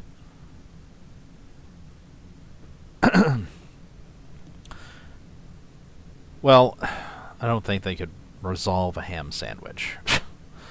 Tom will pay you after he buys one UPS. One UPS? Is that United Parcel Service, or is that uninterruptible power supply? And toys every so often, if he feels like it. Well, what's life without a few toys? He paid me $150 in all of 2020. Okay. Is that what you asked for, or did you ask for more? Or did you, like Mary, not ask for a goddamn dime, and therefore presumably Tom thought that he was being quite generous by giving you $150 more than you asked for. Where I'm told to sit down and let Tom speak over me constantly, and that I have no say when I say Tom. Here we go, and here we go with the... here we go with the, he talked over me. You know, it's like that's a big fucking deal. I need to not be going at 1 or 2 o'clock in the morning for Tom to freak out on me. And this happened multiple times, freak out on me when I say, I gotta be up at 6:30 because I have to get my foster child onto the school bus. And this needs to wrap up before midnight, if we can, please. He screamed at me that I wasn't appreciative and that I was being pushy. Again, if you feel like he's being totally unreasonable, then why don't you just terminate, if not the entire business, whatever, relationship, then how about you at least, for the love of God, terminate the conversation? Oh, he's screaming at you. Well, you just turn him off. That's the benefit of being on the internet. You just, just flip a switch or whatever. Just disconnect, and then you don't have to listen to it. It's like, I'm going to bed, Tom. I'll talk to you some other time. Bye. Click. Over. Dealt with. He screams at you later when you're well rested and you've got all your ducks in a row. Then you can be like, Tom, I turned you off because you were starting to freak out. And I'm not prepared to deal with that. Not ever. So if you can't behave in a rational manner, then, I think it's time that we, went our separate ways. I mean, that's all you have to say. It's not that goddamn difficult to resolve this. I just don't get it. This will not end the Fandom Menace. Well, not by itself, but it will continue on. There's more cracks that came after this, and there are likely to be more yet. And I will be here to observe them. This serves to expose those who seek to claim to be Fandom Menace, but are actually Access Media shells. As near as I can tell, for the most part, more and more people, especially the bigger names in the Fandom Menace, are declaring they aren't part of the Fandom Menace. So, My favorite part is, and this is in all of this, in the private messages, the first time I got shunned was when I refused to do Toxic Femme. Well, you can't deal with that. I mean, it's just, I don't know. In public, there's been no accountability. There's been, so far, okay, he decided he wanted to try to take the apology tactic, and so after I laid it, after publicly, you go back and look at... Lunga says, Mary, if it means anything, I sent you a DM.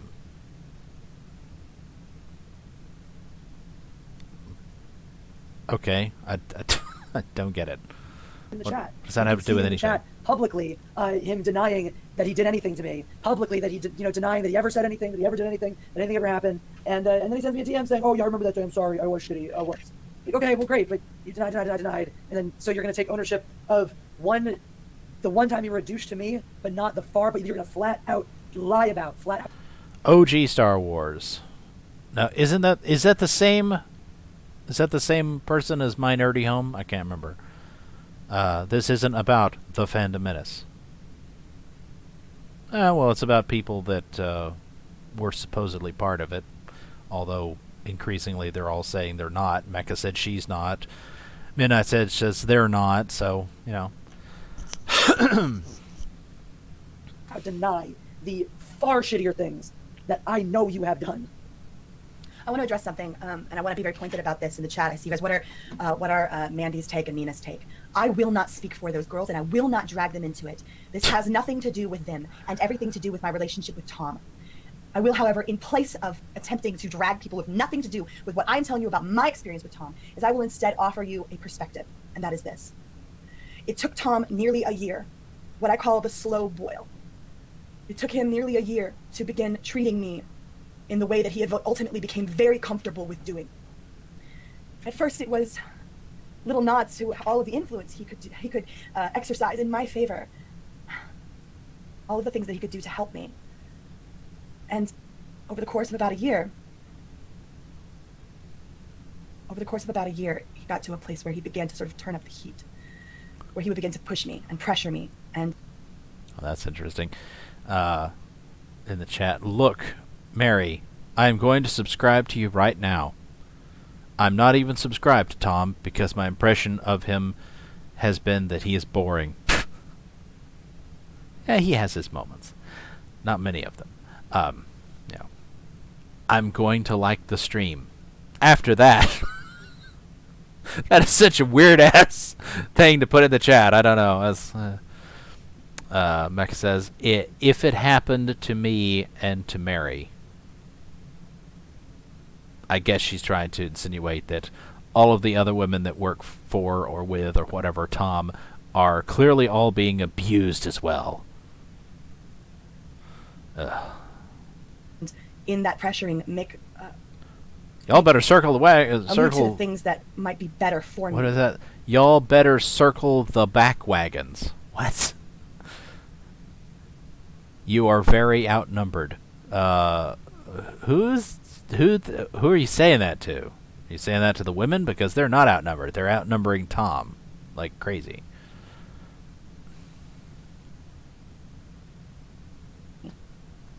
Because of his position. Oh, and there we go again. Again in the fucking chat. Tom sounds like Harvey Weinstein. Again, probably not actionable, but... people just, you know...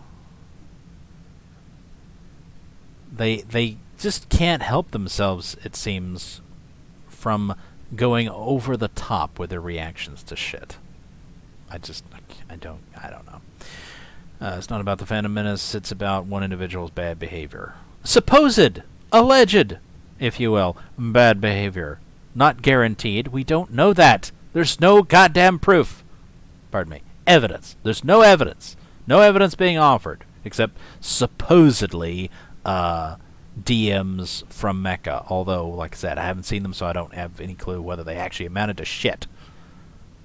I know we had somebody else who did want to join us. Yeah, bring it on. I just want to say, I don't believe that, like what I was trying to say was, I don't believe the girls who are currently dealing with Tom have experienced what I've experienced yet. But I do believe it's inevitable. Okay. He's an abuser. He'll abuse them eventually. I want to read them since you are sending them. It's guaranteed. Mecca, thank you. Says, Tom tried to get me to fight Mary. We're not here for views. This will hurt all of us. I'm sorry for being crappy to you, Mary. Exactly. This doesn't help us. This doesn't, as many of you as are supporting us, there are going to be people who are not going to be on our side, you know, and that's the reality of a situation like this. But sometimes the truth is more important than being liked or getting views.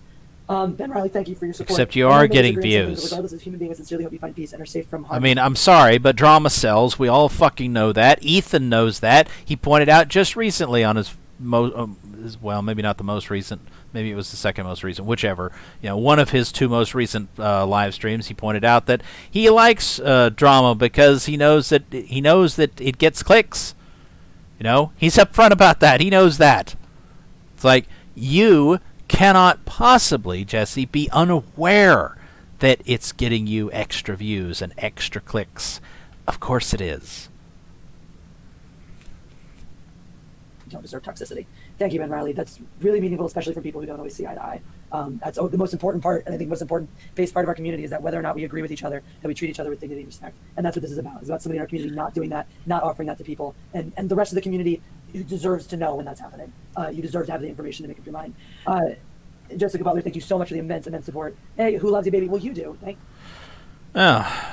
Yes, the immense support of fake Canadian money.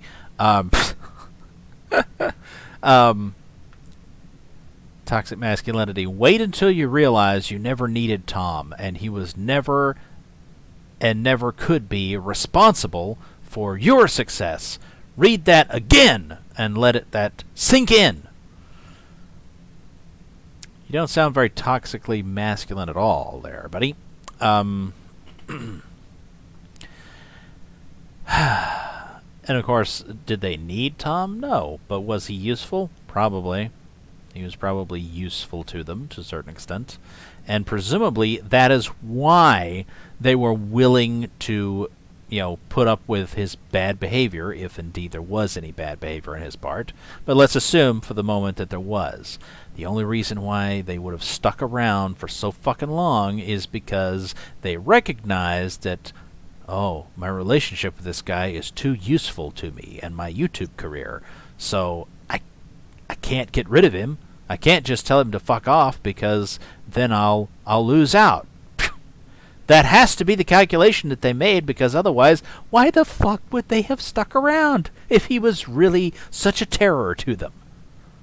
And then the guy that posted the kind of weird chat earlier says, I'm going to head over to Nick Recada's stream so I can call him gay and troll in the chat. But I love you both, and I hope Mary is able to find some peace, relax, and not have to deal with this in the future. Well, that'll be, I don't know. We'll see, won't we? Thank you, Canadian. You're wonderful, and Vicious Archon as well. Thank you so much.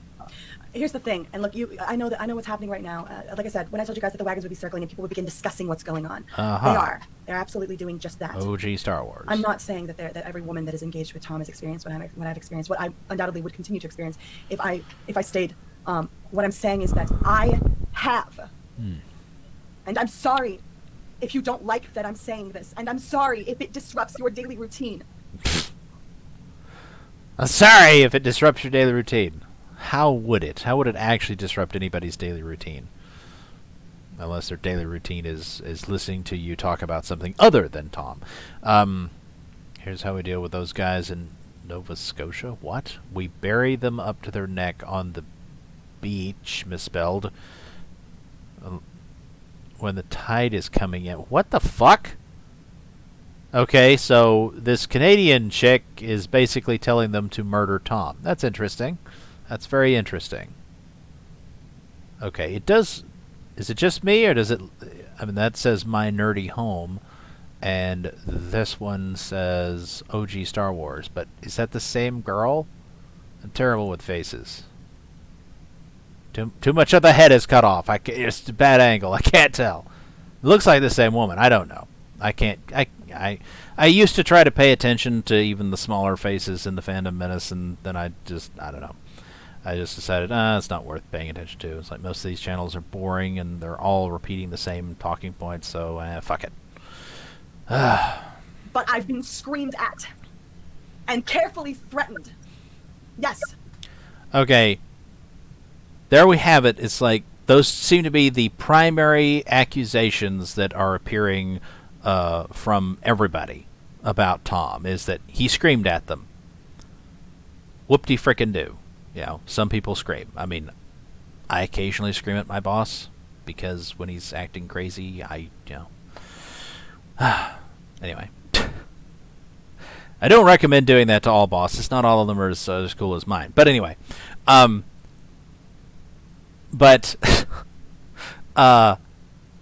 Okay, he screamed at you. Okay. And what did she say? Carefully threatened?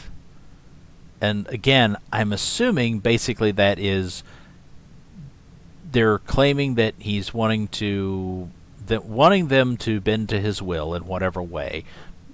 There, as far as I can tell, there's no accusations that he wants sexual favors or anything really disgusting like that, anything that would actually be criminal. Just he wants them to, talk about things in a certain way or not talk about something, or does want them to talk about something, or not have certain guests on their channels or some shit, blah, blah, blah, blah, things like that is the allegations. And I'm assuming they keep saying threats. They keep saying he threatens them. I don't see any way that he could possibly threaten them other than to simply say, or suggest, perhaps, that if they don't cooperate, then maybe they won't be allowed back on his show, on his channel, and they'll lose the exposure to a larger audience. That's all I can think of, that he would actually be, the only threat he could be capable of making. I mean, what the fuck is he going to threaten to do? Is he going to, like this bitch in the chat, threaten to bury them in the sand? when the tide's coming in? I don't think so. I don't think Tom is going to be doing that to these women. So the threats must be basically suggestion of, hey, play ball or we won't be able to play at all. The words were carefully articulated, but threatened nonetheless, with losing my position and my status. Aha! Well, There we go. She did actually say it. Hooray. So that's the threats. There we have it. We now know what the fucking threats are. Presumably the threat that he uses against all of them, if in fact he's actually doing it. And frankly, it's not really that unreasonable, is it? I mean, is it? Is it really that fucking unexpected that somebody would say that or say something, to that effect?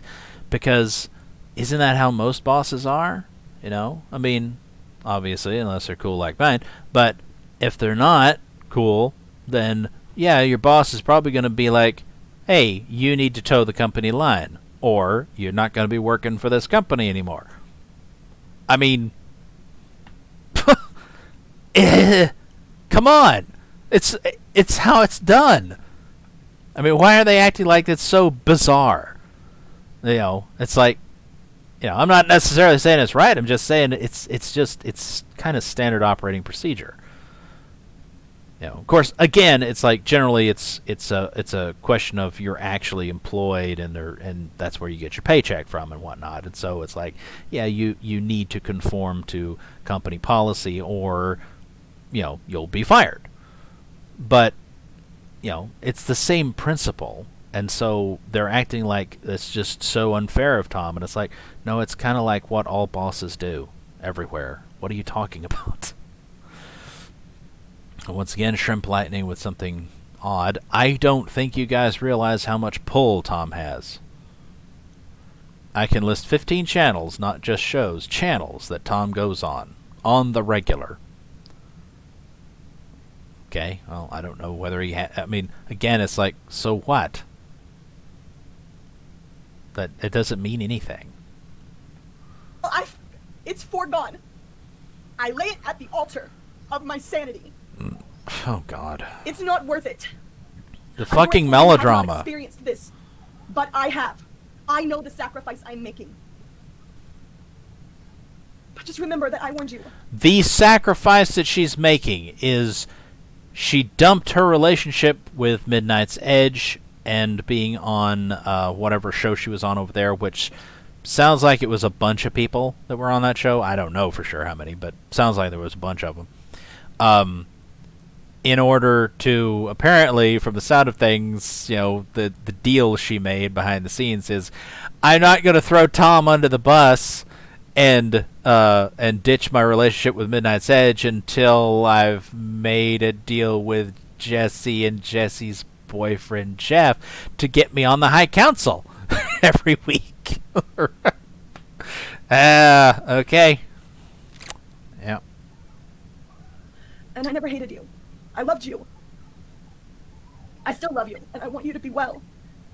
But when you go to talk shit about me, and I know that you are right now, I know that you all are, I wasn't talking about you. I wasn't talking about the girls I love. I was talking about the man who... Wasn't talking about you, my fellow women. I was only talking about the men. They're so evil. Girl power. Jean Roussel. I'm firmly on your side and Mecha's side. If I can do anything to help either of you, DM me. Well, there's one simp. who manipulated and emotionally and verbally abused me.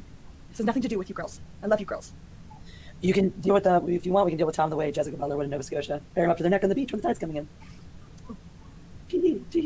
Fun fantasies, but we're not violent people. Yeah, it sounds so believable when you deny being violent too, doesn't it? I am late to the party. Who is getting canceled? Tom. Shrimp Lightning says Tom. Soy-based Jeremy says Tom. And then I don't know whether that's in response or just another simping. Mary heart. Not on the outside, anyway. No, I'm like in tears over here.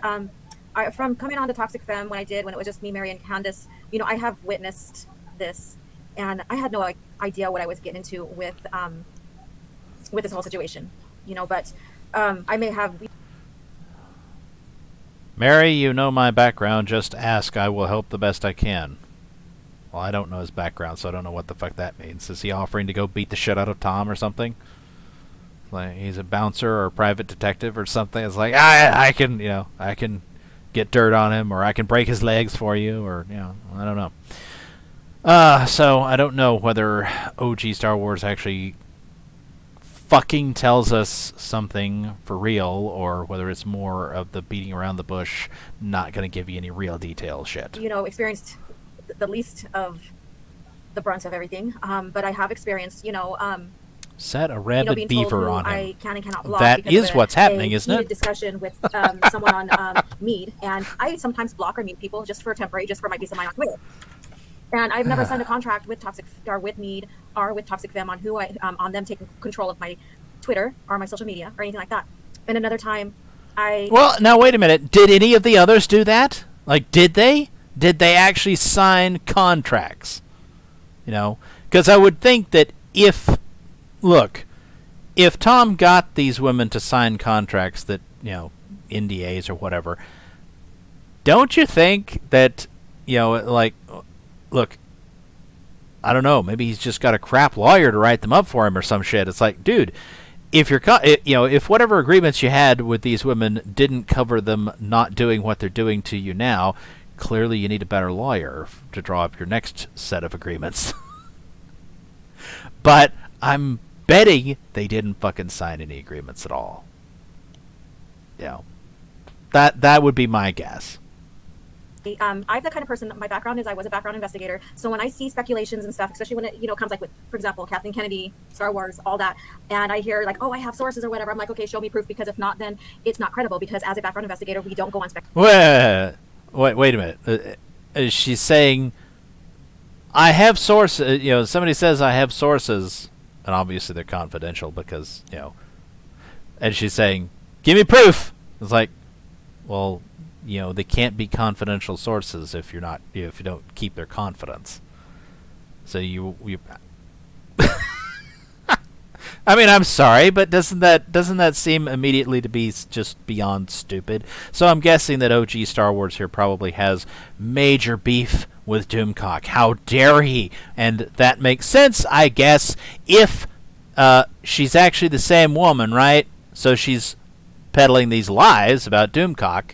If that is the case, maybe that's why. Because she's like, you claim you have sources, but unless you give me all their personal information so that I can verify they're real people and that they have access to information, I'm not going to fucking believe you.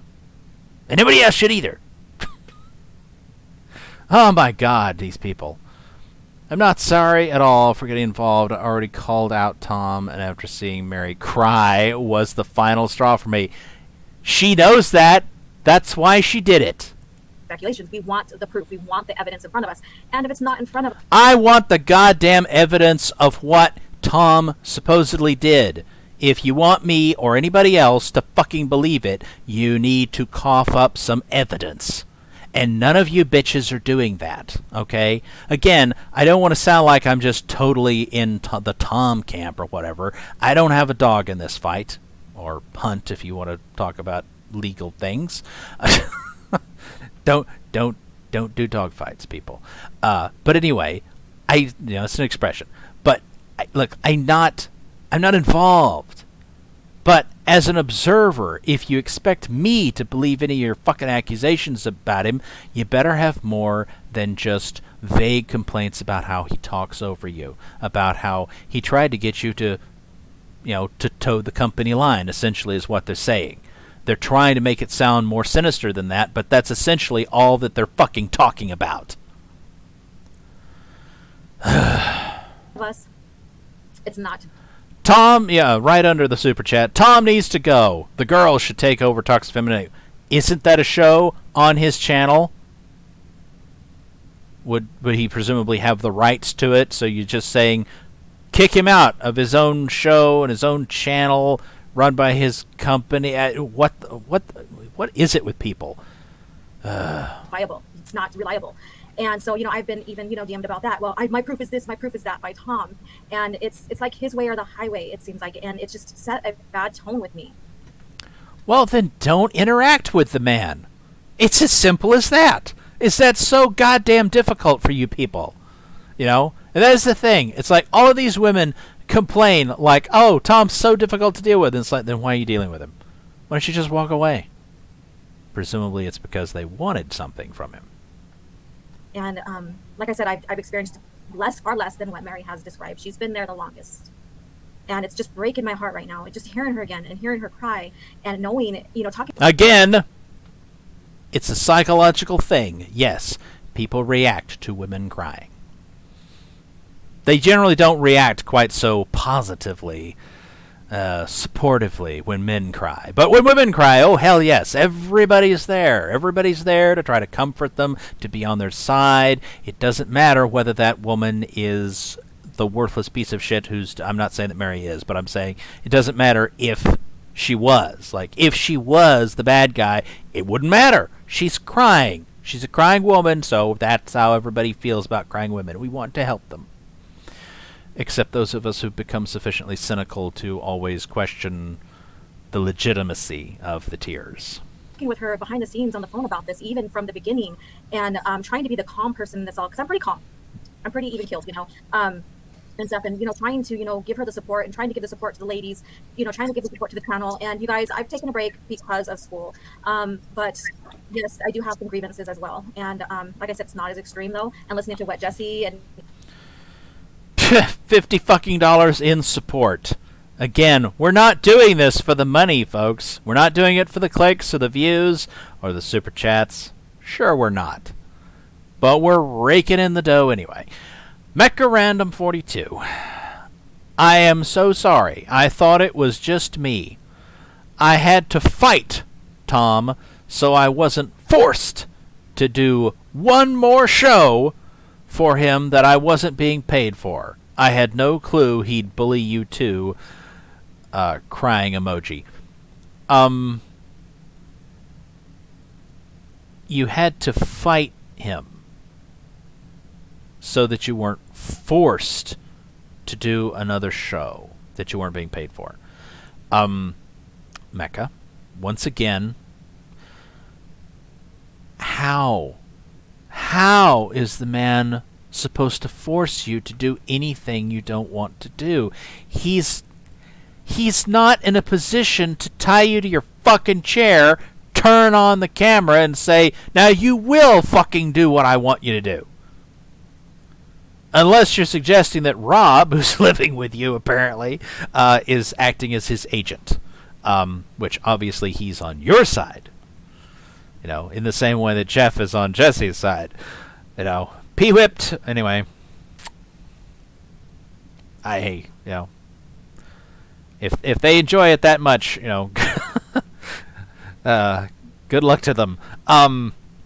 But look, it's like he doesn't, like, in all seriousness, Mecha, he never had any ability to force you to do a goddamn thing. If you did it, it was because you chose to. You have agency, Mecha. You do. Even if you'd like us to believe that you didn't somehow, you did. You could have, what happened? You walked away. Yes, you made it a big public blow-up, blah, blah, blah, blah, blah. But you didn't have to. You could have done it more quietly, but you chose the more dramatic route. But the point is, regardless of how you did it, and you could have done it in any way, at any time. So there was no need to fight him. There was no way he could force you to do anything. You could have just walked away. At any time, you could have fucking done that. There's no reason why you couldn't have.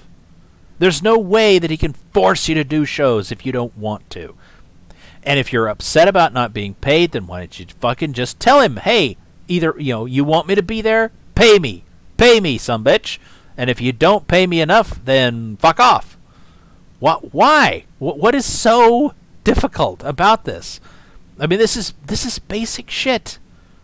It's life 101. Jesus.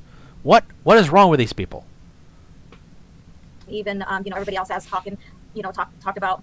It's breaking my heart. This is not the community that we want. And I wish Tom Well. And here I will repeat Ethan's words again. Stop forming fucking communities. I wish him well. I wish that this, can finally just, after it reared its ugly head, resolve and heal. I wish healing for everybody here. This is what this is about. But I'm going to have to step away from toxic femme. I can't be with it, with this kind of situation. I can't support for verbal abuse. I've even witnessed and seen, on occasion, Tom verbally abusing other people as well. So I can't. So what? He's basically, you're just saying he's an asshole. They happen. I mean, some guys just have a bad disposition. It's like, it shouldn't be this big of a problem. Jill-love? Huh? Jill-love? I don't know. Or is that ja? That's German, right? J-A is ja, like yes or something. Ja, love? I don't know. Macarandum, Mindla, Jesse, OG, Mary, I am sorry for the garbage y'all dealt with, and you have my support. Well, I'm sure it's appreciated. Not as much as the $50 support, but I'm sure it's appreciated. I can't do this. It stands against who I am as a person, who I am as a strong woman that my grandmother raised. I always looked up to bullies and all of that, and I. Look, I mean, in real terms, strong woman, that's fine. But you got to admit, the SJWs have really ruined the expression strong woman. They really have. There's no way not to hear strong whammon, every time you hear something like that anymore. It just isn't. If I can't live with myself, if I continue to stay in a situation that is not productive and keeps on tearing down people's morals. So. I mean, yeah. I'll tell you why she said that we should. Did she say people's morals or people's morale?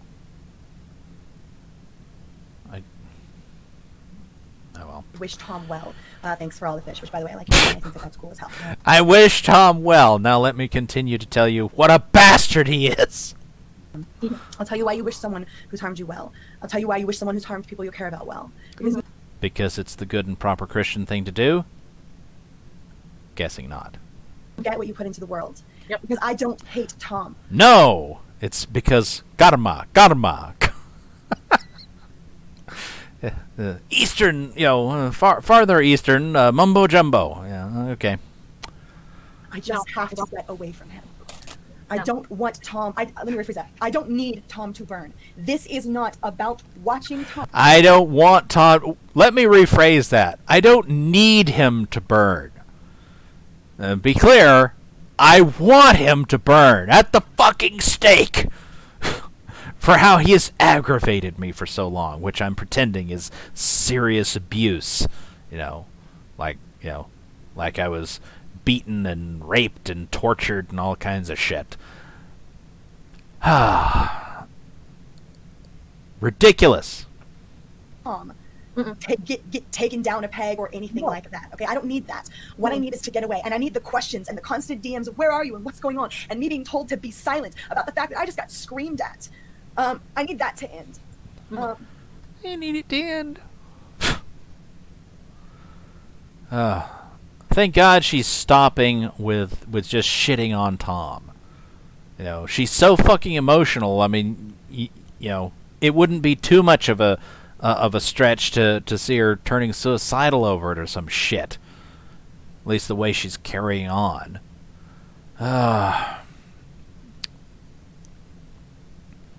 At Al Bundy, because he acts like he'll destroy you. What did Al Bundy say? I missed it. I don't want to try searching up through the chat, because sometimes when you do that, it breaks the chat replay. Because he acts like he'll destroy you if you go against him. So what? I'll destroy... it's like, the man has no power. He has no power to destroy you, Mecca. Logic dictates that. What is it that's so difficult to understand? God. He's threatened me so much that I was under the assumption I was going to kill my channel if I talked. Ah! So, somehow, Tom magically convinced her that he had the power to take her channel, not his channel, her channel, away from her. Your channel will disappear overnight. Absolutely every subscriber you have will leave you if you defy me. This is apparently, what she feels Tom was telling her. Well, Mecca, if you weren't so emotional and you were more logical, you would have recognized almost instantly that he doesn't have the power to take your channel away from you or take your viewers away from you. It just doesn't work that way.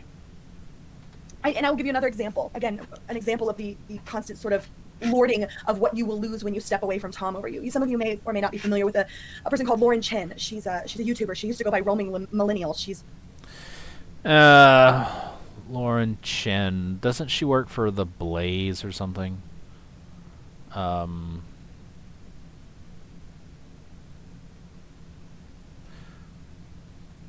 think I stopped following her on Twitter because she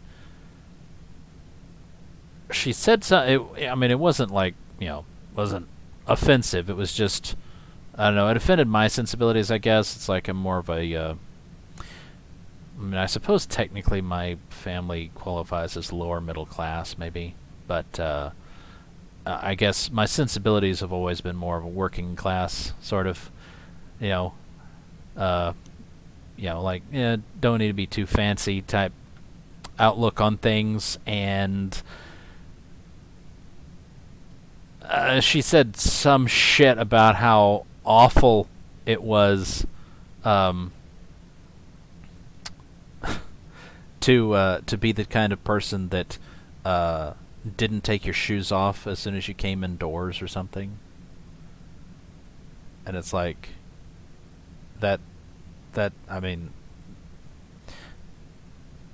to people who, if not necessarily poor exactly, certainly grow up around people who are poor and understand what it's like not to live in a nice, clean, orderly environment or whatever, where people do things like take their shoes off at the front door. Everything is just so. It just really rubbed me the wrong way, and so I was like, yeah, I'm not gonna, like, I don't want to hear anything more from this bitch ever again. After that. That, I don't know. When you have people complain about that, they act like it's some kind of major deal that for something like, so pointless. Act like you're uncivilized or something. It's like, fuck you, bitch. Fuck you. It's like, that's when you know that you're dealing with somebody who's, essentially a stuck-up, snobby piece of shit. So, no thank you. She's now on The Blaze, I think it is, and she's a huge... I mean, yeah, on The Blaze. I mean, if you want to take your fucking shoes off, that's fine. But to act like everybody needs to do that, or else they're a piece of shit, then you're the piece of shit. YouTuber. I followed Lauren Chen since 3 months after she started her YouTube channel. I'm a massive fan, and Tom knows that. After my last leaving of toxic femininity, after he disrespected myself and my boyfriend in front of 800 people and then screamed at me for asking him to not do that, because I asked him to not do that in front of 4 people. I was with you on that, on the show with you on that. Yeah, That was terrible. Alora saw it. Oh, Mecca. Tom did that to me, too. The "where are you" crap. Huh? Where are you? It was the catalyst for my last relationship ended. What the hell does that mean? Last relationship ended.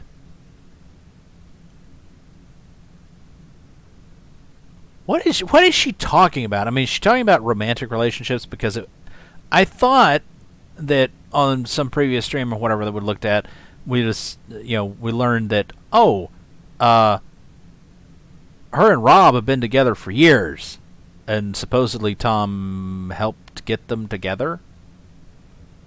and Mecca was complaining that he was trying to split them apart or whatever, and it's like, well, that was a mistake, Tom. You should not have helped them to get together. You should have kept them apart. You should have known that would destroy your business relationship and your friendship with Rob. I mean, I don't know. Is that? I mean, has Mecca been screwing Rob, like he's a side piece, and she's been having boyfriends as well? And Tom was sabotaging her relationship with her boyfriends. Is that what she's complaining about? Alora was there. Alora can corroborate the fact. Did I blow up after he did that? Wow, Lauren Chin is one hot agent. Exactly. I will always reiterate. You always try to stay as calm as possible, and like dealing with situations, and you always try to. Mary, you're far more involved than I am. I'm very impressed. Whatever that means. Bring us all into a middle ground. You know, and for the show, for the ladies, this is about the ladies too as well. Yes. In a good way, because I love the ladies of Toxic Fam. I love every single one that came in and left and whatever people. She's another middle grounder, huh? You know, on top of their game, love and respect, and this has nothing to do with them. So people don't take this as it has. Oh God, here's Ben Riley again, simping some more. My father was physically and psychologically abusive. It consumes you. You blame yourself. I do not wish that on anyone. Well, I'm terribly sorry that you were physically and psychologically abused, assuming that that's true. But just because it happened to you, you shouldn't assume that other people are telling the truth when they say that it happened to them. And as far as I can tell, there's absolutely no accusations of physical abuse. Something to do with them whatsoever. And leave them alone. Exactly. Respect their privacy right now. This isn't easy. This is hard. These girls are involved, and they have a lot. They stand to lose a lot. I don't want to watch Lorena or Mandy lose that platform. No. I want to watch them thrive. Wow, this Tom is really a burden. When I get hurt, I get angry. I'll be fine. I want to give Mary a hug right now. Oh, Lord. And succeed because they're my friends and I care about them. But to get back to the example, the moment after, and Alora can corroborate this, she was there, she watched it. It's one of the reasons why she's standing beside me right now. It was because after he did what he did live on air in front of that many people, and I very calmly and collectively, and it was hard, it wasn't easy in that moment, I said, I'm going to ask you please to not disrespect me like that in front of so many people. Please don't do that. Tom proceeded to slam the door, walk out and slam the door behind him. He left abruptly. And then after he left, he started sending me text messages about how dare I embarrass him. Like, again, were you in the same room? Or did he weirdly leave the room where his computer was and walk out and slam the door and leave the computer running and still connected to... like I said, it doesn't make sense. Tom is dead weight. Mary and Mecca will rise to higher heights now. like that. And then after that, I said, I'm done. I can't keep doing this. This is really awful for me to endure. The constant screaming and the hypocrisy. I'm done. And I walked away and proceeded to the very next week after, and he knew. So this was so insidious. This was the slap in the face. He was absolutely sending me a message. Look at what you've walked away from. Because the very next week, he had Lauren Chin on. When he knew what that meant to me, when I had asked him when I made it clear I would really love to be able to be on a stream with her, when he had once again name dropped, oh yeah, I know Lauren Chin, and I was like, you know Lauren Chin, I've been a fan of her since essentially her inception. I would love to be able to have an opportunity to speak to this revered, renowned woman, this woman who I absolutely just idolize. And he was like, oh yeah, sure, we'll make that happen. The following Monday after the very first Monday that I was not on Toxic Femme. So you pissed him off, and he decided to do what some might consider to be an epic troll of your ass. Be like, oh, you gonna do that to me? Okay, look what you could have had. Fuck you, bitch. Oh, and of course, she can't just, no, she's got to, act like, oh, such emotional abuse that he inflicted upon me. Okay, whatever. Guess who is on? If you do not believe that was calculated and manipulative and sinister, then I do not know what to tell you. Sinister trolling. Of course, that's what they think about, trolls like Testify or whoever. They think, oh, they're sinister. It's like, not really. I mean, I don't know. I mean, it's just, I mean, admittedly, Testify comes closer to being sinister than I don't know who other trolls. JDA, for instance, he's trolly sometimes, and it's like he's a real nice guy, and yet the SJWs or whatever they consider him to be sinister. They consider him to be a sinister figure, and it's like, you people are out of your goddamn mind. I mean, it's not too dissimilar to that, and in my opinion, with this whole business with Tom, it's like, is he really sinister? It's like, I don't think so. I really don't. Again, you pissed him off, and so he decided to get you back in the only way, I guess, that he thought he could. Which, if he'd done it to a man, you wouldn't have gotten this overly emotional reaction, but you would have, it's like, it would have been, a man would have taken it as, oh, you son of a bitch. It's like, you motherfucker. It's like, and anyway. But, they would have recognized, though, what it was. They would have recognized the move for exactly what it was and been like, oh, you fucker. You anyway. But no, to her, it's deeply, deeply abusive and hurtful. Maybe that's part of the problem. Maybe a lot of it could be. Could be that Tom is legitimately trying to emotionally damage these women.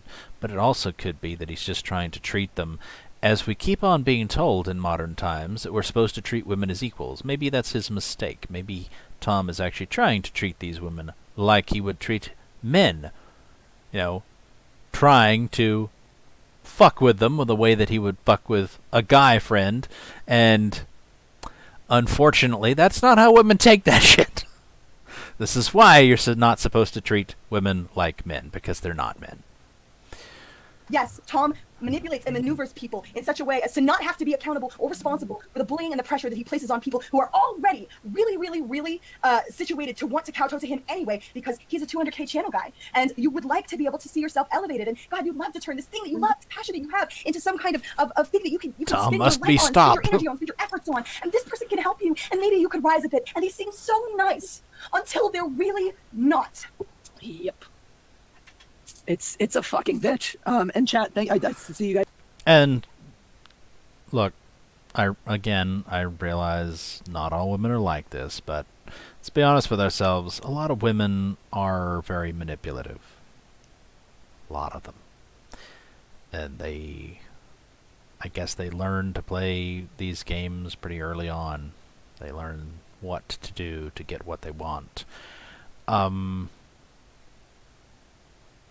So that's kind of the flip side of this, I guess, is some men act in a very womanly sort of way, playing those games that women normally play of emotional manipulation and whatnot. Women seem to be really adept, generally, at that sort of thing, at trying to manipulate their way. It's like, instead of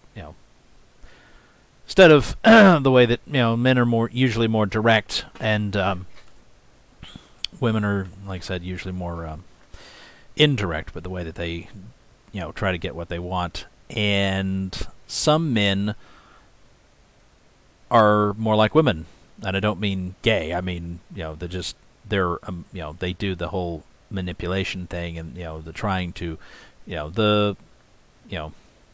worm tongue their way to power, as it were. So that's the other possibility here. I don't know that I believe it, but it's a possibility, certainly, it must be admitted, that Tom could be that kind of a guy, that he is the kind of guy who acts like a woman and tries to manipulate everybody. So, of course, the bad thing here, I guess, is that the women are pretending like women aren't manipulative. It's like, yes, you are. It's like, again, not guaranteed that these particular women are, but women in general, yes, they tend to be more manipulative. That's just how it is. So, yeah. and the chat is just full of fucking simps. Guys, I love all the love and support. I will read some of the super chats to let you guys get involved since you want to be here. Sean Roussel says, I'm firmly on your side and Mecca's side. If I can do anything to help either of you, DM me. Thank you so much, Sean. The support is very, very appreciated. And Joseph Yanowicz, Mary, you know my background. Just ask and I will help the best I can. Again, thank you for the support. And I don't know your background, Joseph Yanowicz. Now I'm curious. I know what he's talking about. We're not going to air that here. But I appreciate you, Joseph. And look, there's no need, though, as I said. And I want to make this very clear. I'm not here to make Tom burn. I'm here to shed light. I'm here to tell the truth. And I'm here because when this you is all don't said and need done, him I to need be able burn, to but look you myself want in him the to face burn. and know that I can live with myself. I can wake up tomorrow and I did what I would hope if I had a daughter and she came to me with this same situation, I would hope I could inspire her to do. If it's what I would want for the women I care for, it's what I have to do for myself. Mm-hmm. Yeah. Anime Night 1992, thank you for the super chats. I'm not sorry at all for getting involved. I already called out Tom, and after seeing Mary cry was the final straw for me. Dude, I hear you. When Mary told me about this a while ago, when she was still trying to deal with it privately, I cried listening to her tell me what happened. Yes. I cried hearing it. I just subbed to Mary. Looking, for anything or whatever. She called me as a friend who had gone through something horrible and needed another friend as an ear to tell her it was going to be okay. That's the situation we're in here.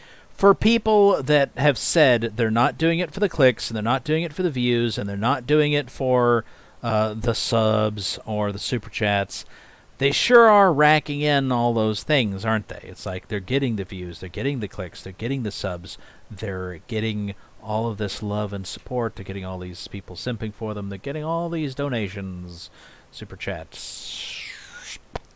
They're getting all this shit.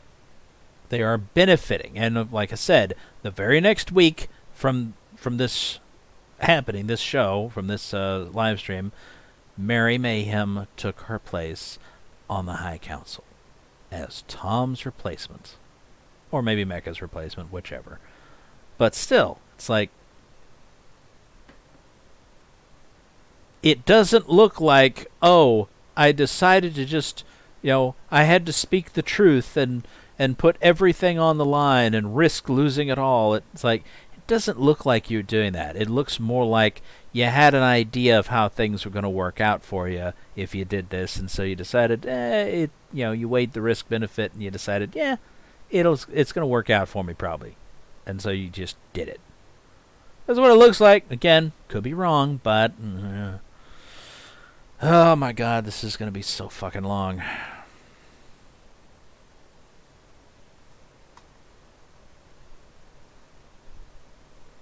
Of course, it may not be, because now it's not playing for some reason.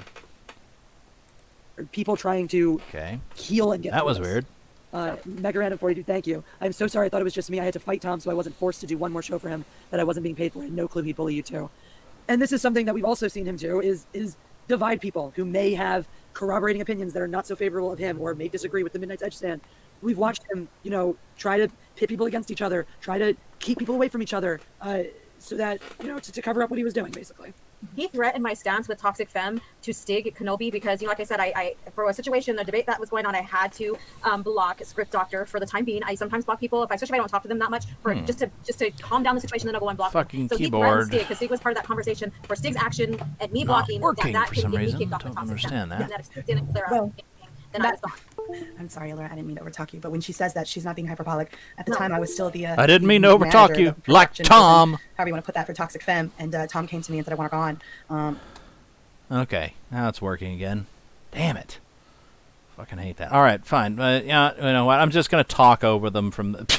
I'm going to be like Tom, and I'm going to talk over them from now on so that we can just get on with this shit. I'll just try to comment as we go.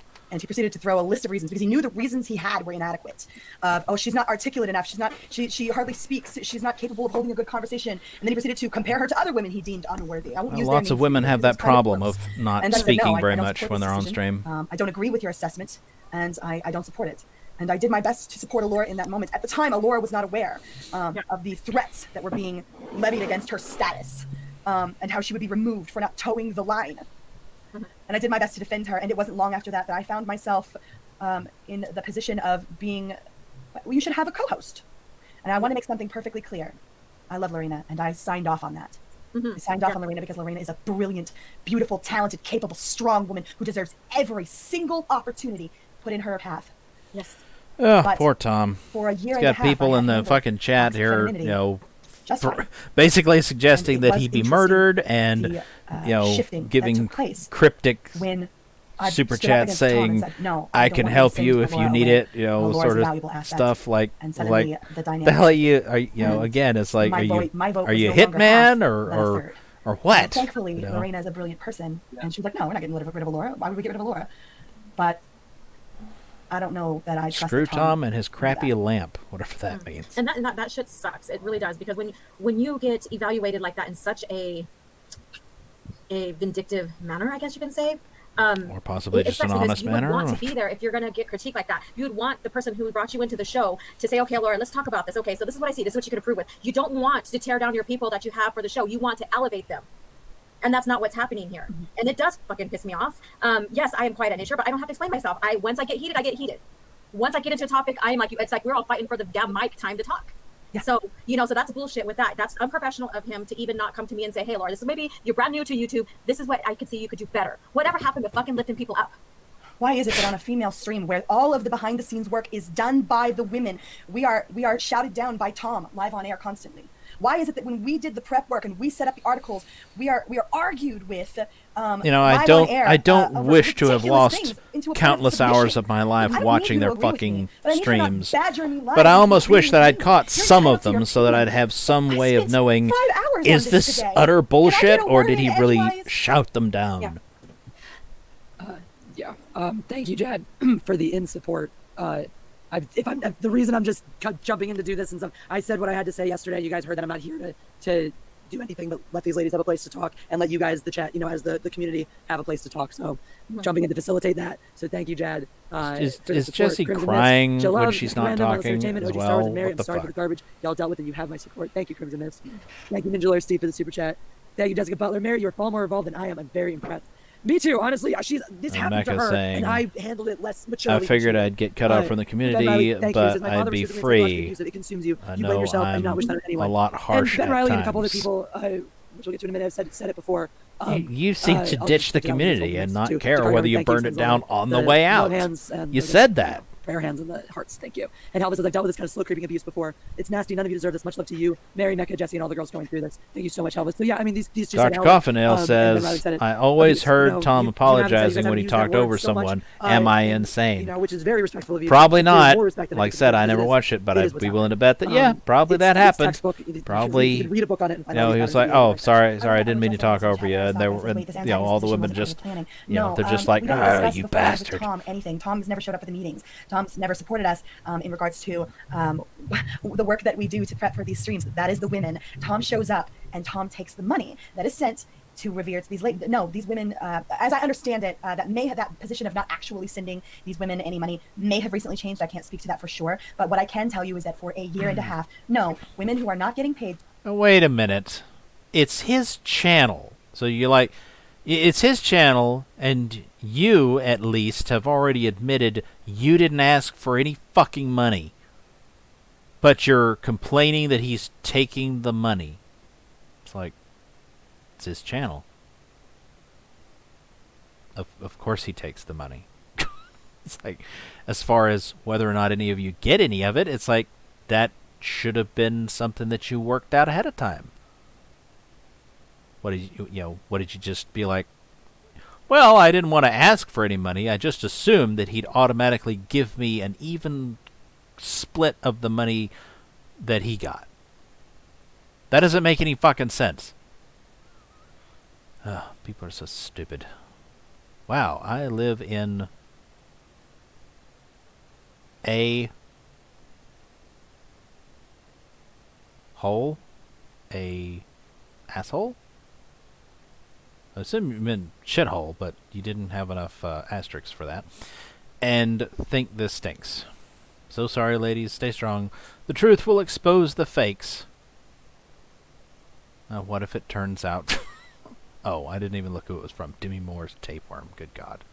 It will all come to an end. Well, yeah, it will. I just don't know whose end. I bet Tom shows up late because he sits on streams all night. Could be. But that's his prerogative, don't you think? To be there, but the lie about them getting paid is being spread. Who are doing all of the work are being shouted down by someone who was not there for the planning and didn't even show up for the beforehand meeting. And not only that, but whenever Tom did get involved, and trust me, it wasn't often. When Tom did get involved on the discussion, it was almost never. I can think of maybe twice tops in the past year and change on a weekly show where Tom showed up for the meeting. What he would do is in the chat, he would let us know that Midnight's Edge had done a video on this subject, and we should go watch it ahead of time so we could know their stance on it. And the indication was that we should get in line and go ahead and affirm that. If you're already talking about this stuff, you don't need me to echo chamber your opinion. I can come up with what I think on my own. And I do not need you to make my mind. I can read, there are articles out the wazoo on nearly everything that we discussed. And it turns out I have an incredibly capable mind sitting between my two ears that I use on a regular basis for my own channel. And the trainings of your video are not required for me to find the situation where I will put myself on any given topic. Yeah. Nevertheless, that was what was encouraged of the ladies in the chat whenever there was a video that was already up on the channel about something that might be discussing. This is the line. I am not a fan of echo chambers, and I do not need to repeat someone else's rhetoric. But wasn't that's talking what, about that? She says she's been that. saying that a lot, but it's like the High Council stream all, where this shit started or started to fall apart or whatever. And but we get to did not seem to reflect that. It's like she talked over him a lot, but he didn't talk over her hardly at all. So the thing is that we're not there to echo chamber what Menace has done before us. We're there to give our own opinion, our own takes on this, whether we agree with each other or not. And that gives people more of a perspective on the subject, and they can take away more information when they leave. On top of our basic, rhetoric of naughty behavior and what have you that we do on there, to be entertaining and stuff. And so that's what didn't sit well with me, is like, go watch the video and then come back. You guys have my own opinion. Yeah, you guys have all both heard Jeff and Anna say publicly, I make a point not to watch other YouTubers' videos or takes on a subject until after I've made mine, so I don't accidentally parrot their words. I don't even accidentally steal their take, so that what you're getting from me is my pure organic thoughts. Yeah, correct. I want to address steal their take. Steal their take? Is that really a thing? When I say you, people fucking complain, oh, you stole so-and-so's take. I sound disjointed or not well-spoken at moments. It's because I'm trying really hard to absorb what the 300 of you in the chat are saying right now. On a show called Toxic Femininity in the first place. Because it's on his channel, I'm betting. Can you give us an example of a stance Midnight's Edge stood for that you disagree with? I can give you 2 examples, and you're going to, when I begin explaining this to you, you're going to go, this is ridiculous. Why are you making a mountain out of a molehill? I'm not. Tom did. That's why it's absurd. That's why it's so bizarre. For one of the first examples, you'll remember this, Alora, I believe. It was right after we lost Chadwick Boseman, and we did a stream regarding, it was a couple weeks, a week or 2 after it, where we did a stream where we discussed the future moving forward for Black Panther 2, and what would that look like, and what should that look like, and what's the respectful way to handle that. And I felt personally that, look, again, in the chat, I don't need you to agree with me. That's fine. You're okay. You're entitled. I'm perfectly comfortable with someone having a disagreement with me on how this moves forward. That's not the point. The point is I felt that it was perfectly fine for Shuri's character to take up the mantle. It made sense within universe, and that you could even pick up right where it left off at the funeral for T'Challa. That you could pick up at that moment. It doesn't make an enormous amount of sense for Shuri to take over as Black Panther because she's a woman, she's physically smaller and not as strong as a man, so I mean, I suppose you give her like cybernetic enhancements or some shit. But whatever. I don't really give a shit. I mean, the entire MCU has been rendered moot now by the first episode of Loki, so what the fuck does it matter? She's grieving and she has to find her way forward, and she goes through a very similar arc of her brother, and I felt that could be poetic. It could be like what George Lucas said, it rhymes, right? Like, and then I felt that could be powerful, and it would be an organic way to have a strong female character, because I'm not actually opposed to those just inherently. I'm just gonna say it. I like Shuri. I know the Fandom Menace stance is that, oh wait, no, there is no fucking Fandom Menace stance, because we're a group of people who make up our own minds, and that's the point. And that's how many I have come under fire for having the wrong opinion in this community before, and I have fought back, and very publicly, and most people kind of realize, oh shit, yeah, we're being douchebags to expect you to agree with us, or then 100 or so people unsub and never come back to me again because, oh no, they can't handle that. But Tom is the person who's doing this insidiously, who's not throwing a tantrum publicly and saying, I can't believe. Jessica Butler hating on Tom again, although inarticulate. That's a cell phone there, I guess, on my part. What the 300 people in the chat are saying, we love the 3 of you, and Tom should fall done a manhole cover. LOL. Fall done a manhole cover. And also, it's the wrong... it's the wrong hole. Okay, whatever. He sounds like he thinks he's a pimp. Well, obviously his pimp hand was not strong enough to keep these women in line. Made $110 in all of 2019 for Midnight's Edge After Dark. Again, it's like, if you expected or wanted something specific, then you needed to work that out ahead of time, and you needed to have some kind of written agreement, a contract, legally binding, preferably, about it. And then if he's not living up to his end of the bargain, then you can take him to court. That's how grown-ups do these things. If that's of concern to you, which Mary claims it's not. She's like, oh, I didn't ask for any money. And then she bitches about how she's not getting enough money. It's like, okay, that makes lots of sense. I believe you have this stupid take. He's going behind closed doors and leveraging everything he has. Well, it's actually both. It's actually both. More about that. All right, Jesse. It's actually both. He spent the next hour on stream browbeating me into agreeing with him. And I kept saying, the words that Tom, you're allowed to think that. That's fine. I just don't. Laura was there for this. I was texting her behind scene, and I was like, are you okay? This is not good. I'm like, he needs to stop. Browbeating me live on air in front of hundreds of people for I made $100 in total, Mecca says, in 2020 from Midnight's Edge After Dark. I have PayPal receipts. Okay. But do you have an agreement that says that you're supposed to be paid a particular amount? That's the real question. And you're not offering anything about that. And I'm betting that's because you don't have an agreement. Disagreeing with him on a movie, and I was just aghast. Why are you like, okay, you don't have to agree with me, but why are you trying to force me to agree with you? And that's how it is with Tom. Is there's compliance and toe the line, or an outcast. You shall be cast into the wilderness until you've learned the error of your ways and the hierarchy within which you are placed. And so it's Littlefinger and the spider combined. Publicly dismantling you and making you look as though you are somehow lesser and you should bow to him. And then privately, the group chats and the DMs sent back and forth that fly, where people begin to talk about you in this sort of insidious way. Oh, they're just starting drama. There is a difference. There is a nuance. And to cast this in the light of nothing more than drama is to cast aside the fact that there are instances, moments, where someone experiences something real. And I understand that's easily dismissed these days because there are a lot of women running around painting themselves to be victims. No shit. And you're one of them. This is clearly a person in a position of power that has never been in that position and is now abusing it. Admittedly, that is possible. It's also possible that Tom is just one of many people who's kind of a dick and just doesn't have well-rounded people skills, and instead of recognizing that and dealing with it accordingly, however that would be, whether it's trying to, treat him differently, trying to avoid him until he's in a good mood, or just probably what I would do is just decide if he's freaking out on me all the time, I'd just be like, dude, I can't put up with this, and just could be gone. But instead of doing any of that, they just sat there and took it and got more and more upset over time, and finally when they decided to come forward and air their grievances publicly, they're bitching about things that, at least to me, sound like complaints about essentially nothing. He talked over us, he yelled at me, he browbeat me, and blah blah blah blah blah blah blah blah blah. And it's like, then why didn't you just tell him to fuck off and then just walk away? Of course, we did actually get an answer from Mary, didn't we?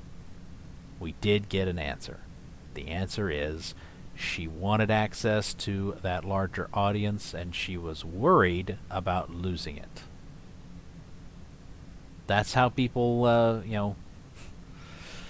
gain power over you, is because you want something from them. They know it, and, you're just like, oh, yes, I will do whatever, I'll put up with whatever, just so that you can maybe give me what I want. Oh, that's a dumb thing to do, by the way. Somebody is actually not treating you properly or whatever, then don't put up with it. Just tell them to fuck off. And I understand that trepidation. Well, Because it's important to have it. I highlighted this message here, even though it seems off topic a little bit, because this is actually not true.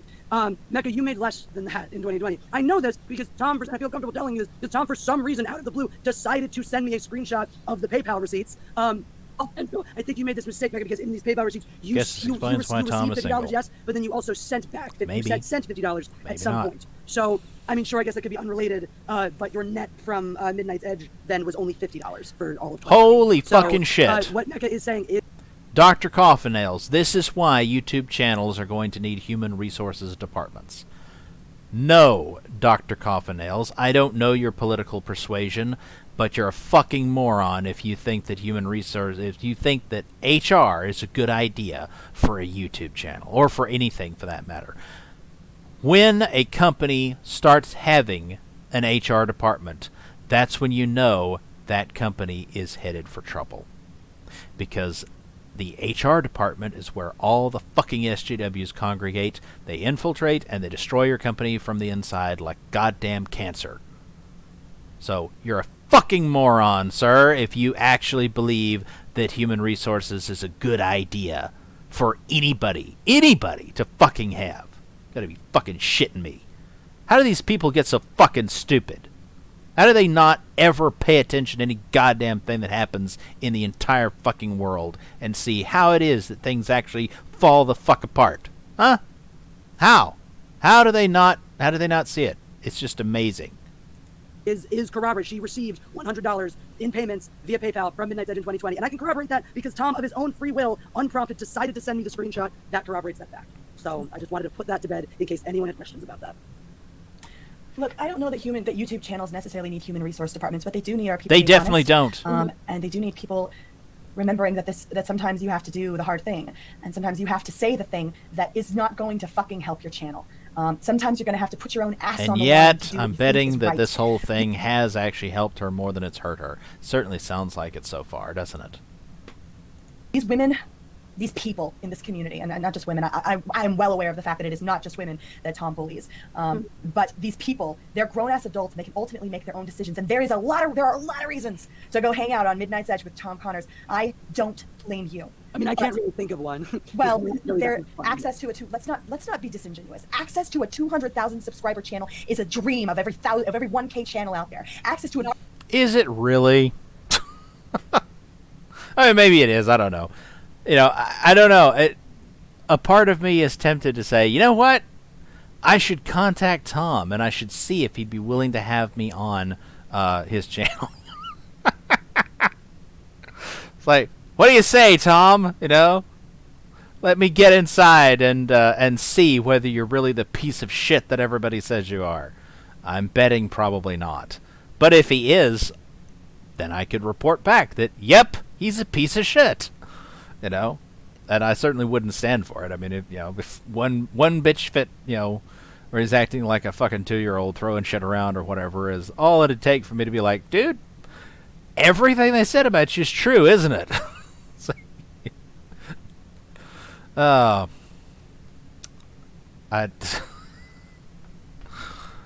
man, I don't know. This is all. Ugh. Opportunity to be platformed in such ways to bring eyeballs to you is something that every single struggling YouTuber, every single person who finds their passion in this particular area would absolutely hang their hat on if given the opportunity. I do not misunderstand that drive. I understand it because I have experienced it. I'm not just listening to you. I am you. Guys. We're not trying to cancel Tom. We're just tired. And have been grateful for the leg up, and then experienced the you aren't appreciative enough that I received when I wasn't smart enough to toe the line. All the Rob stuff. That's where we're at. Very few viewers are adults. You don't Sorry. have to agree Well, with that's me. true. You don't even have to believe me, but you have the right to access the information, and then you get to make an informed decision. And I didn't betray your humanity by saying nothing. What was it? What does this thing go? They came for this person and I said nothing, and they came for this person and I said nothing, and then they came for me and no one said anything because there was no one left. Okay, we're referencing the Holocaust. We're referencing the Holocaust. Oh my God.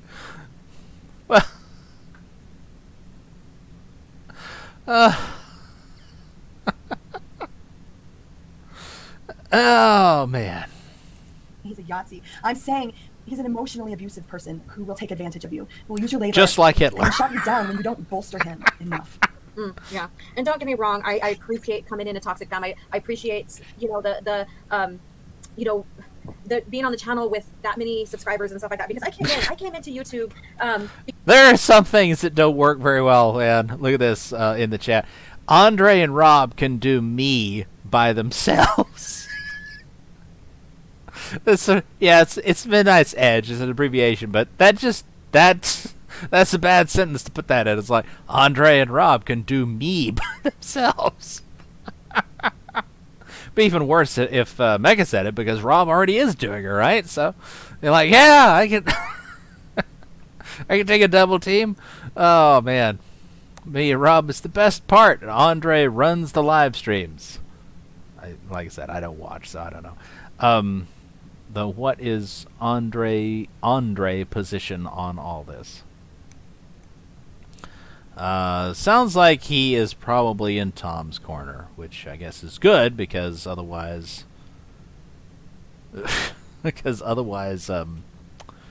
there'd be almost nobody in Tom's corner, you know, because Rob is in Mecca's bed. So Brett Cohen, that's an old Jew thing, Mary. Yes, it's an old Jew thing. Let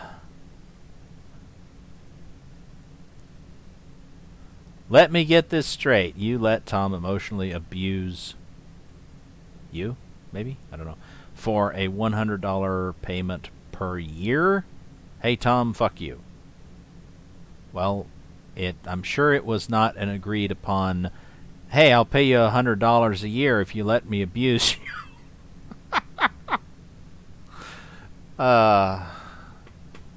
And I don't know. I mean, Mecca hasn't said whether she asked to be paid or not. Mary volunteered that she didn't, and then bitched that she wasn't paid enough. And it's like, well, you didn't ask for any money, and you got whatever it was, $150 or something. So it's like, that's $150 more bucks than you asked for. Because of The Last Jedi, and because I want to help preserve George Lucas' era of Star Wars and still give content and fun content in the heart of Star Wars to many of the fans. And Mecca says, he gets in your head that you won't be able to have a channel without him. But you had a channel before you were dealing with him, Mecca. What the fuck? We felt disenfranchised. And so when I had a chance to come on Toxic Fam, when, I met Mary and I got to be on there and was asked to come on, because, we all clicked, we all vibed, and that was awesome. I felt, I was like, oh, this is pretty cool, because I've watched Mary's channel. I've watched your channel before I became a YouTuber. I was you guys' spectator in the past, and supporting you guys and everything. And I'm like, I could do this too. And being able to get on a platform that big and stuff, and then be able to represent myself and, be with these people that I loved and adored and listening to on YouTube and stuff, and being able to vibe and have fun and talk about pop culture and what's going on with, our Star Wars and other pop culture and stuff was a great thing. But I don't welcome what I've seen and experienced behind the scenes. That's not right. It does need to be talked about. Like I said, I've grown up to stick up for, not only women, but men and stuff, and abuse and stuff. I've had family members that have been abused and stuff, and, I had to go stand up for them and stuff. And I don't feel this is right, and I feel that this needs to be a... I was told Andre says to let Tom be a bully or else. Somehow I doubt he said that. Platform to talk about, because our women and even men who've been raped and sexually verbally abused and stuff, they are being shut down to talk. That's in the culture right now, so they are afraid to talk. There's a silence culture within our own culture, which stands in direct opposition. Okay, so now they're basically repeating the SJW talking point of rape culture and all that shit. And it's like, I mean, are there rapists? Yes. Are the rapists wanting the women that they rape to shut the fuck up and not say anything? Well, yeah, because otherwise they'd go to prison, probably. Presumably, But to be like, oh, it's just a pervasive thing in culture that everybody wants women to be silent. It's like, no, it's not. It absolutely is not. Again, they're sounding more and more like SJWs. The more that I try to, dig into this whole situation and listen to all these fucking live streams and shit, the more they sound like SJWs.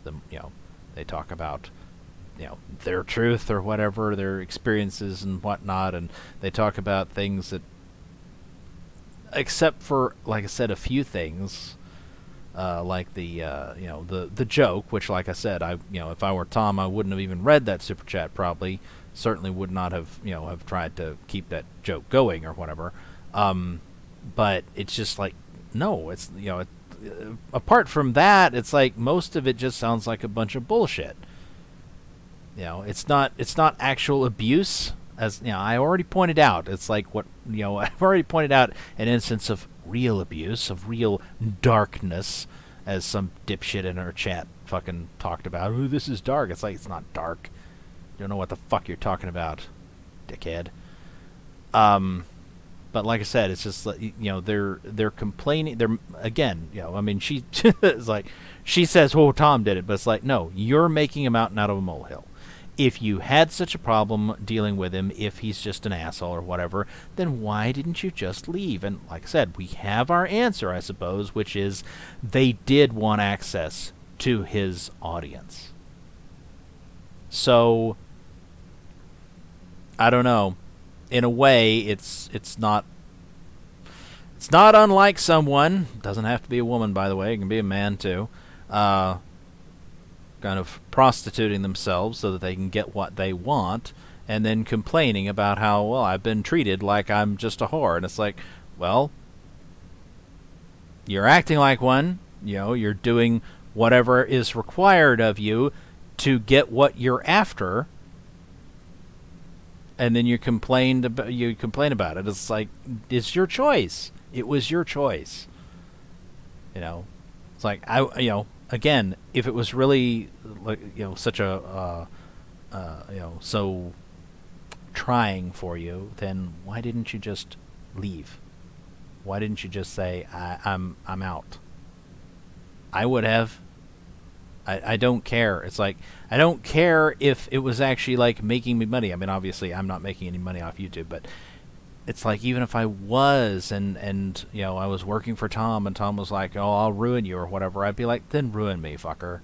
I don't care. It's like, if he was actually making me, I mean, again, I probably would be able to put up with it a lot better than they did, but nevertheless, it's like, if I really did feel like, I just can't take this from him anymore, then I'd just tell him straight up. It's like, I'm not putting up with this anymore, dude. Either you change the way that you're behaving towards me, or I'm gone.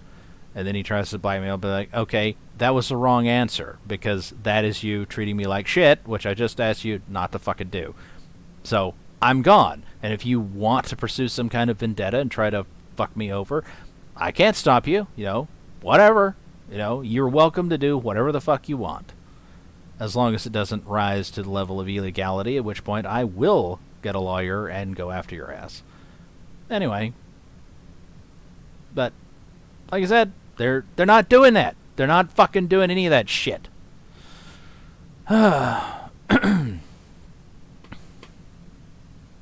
Position to everything that this community, this grassroots movement was based on, and that is that we are going to stand up, we are going to speak our minds, and while we don't need you to agree with us, you do need to respect our right to that voice, right? And look, here's the difference. So Tom never needed to agree with me, or I don't need Tom to validate what. Mecca says, Andre banned me from the main channel after I blew up at Mundane Matt in 2020. I apparently missed that, so I don't even know what the fuck she said about him or whatever. And, I wouldn't have cared anyway. Mundane Matt's a piece of shit as far as I'm aware. Oh, pardon me.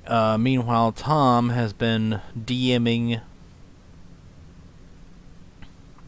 me, trying to get me to fight Matt for years.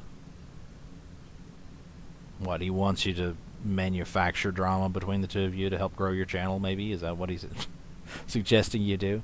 Even a year after I was banned. Well, whatever. But I think. But you platformed me in the first place, Tom. You made a decision. You chose to place me here because you said you saw value within me. Now, does that value only extend insofar as I agree with you? Or does it extend to the point where you can respect an opinion that happens to be oppositional to your own so much as to still platform someone who you said 2 seconds ago was valuable and worthy? But now, because we disagree, I'm willing to do so. Well, like I said, it's standard procedure for, for fucking ever, for a company to it's like, I mean, that's where that expression comes from, is toe the company line. It's like, the company has a policy, on certain subjects, and you either fall in line or you're fired. Like, that is how that has worked basically forever. And there's no reason to get all up in arms that, oh, well, Tom should have me work for his company, be on his channel, whatever. It's kind of the same thing. Not quite, perhaps, especially if he's not paying you, or at least if he's not paying you, well. Although, again, she didn't ask for any money, and therefore it's her own fucking fault. But if you have essentially a business sort of relationship with somebody, like she had with Tom, and he wants her to have certain positions, it's like, this is the company position, you need to have this position. It's like, that's really not that outlandish. It really isn't. I'm assuming that she doesn't have much experience working almost any place if she doesn't understand that. And yet, like I said, she's acting like, I should have the right to say whatever I want, no matter what it is. It's like, but you don't. You don't. You never have. The whole freedom of speech thing is kind of an illusion. You never really have true freedom of speech. And it's better for people if they recognize that and accept it and move on. But I don't know. I mean, just God, it's the same old shit over and over again, I suppose. But respectfully, and I believe I've done that.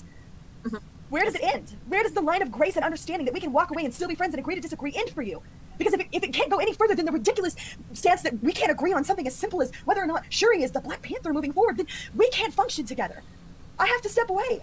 If it goes only so far as, it kind of really bothers me. Then why didn't you do that? Why didn't you just step away? Why didn't you step away a lot sooner if it was bothering you this much?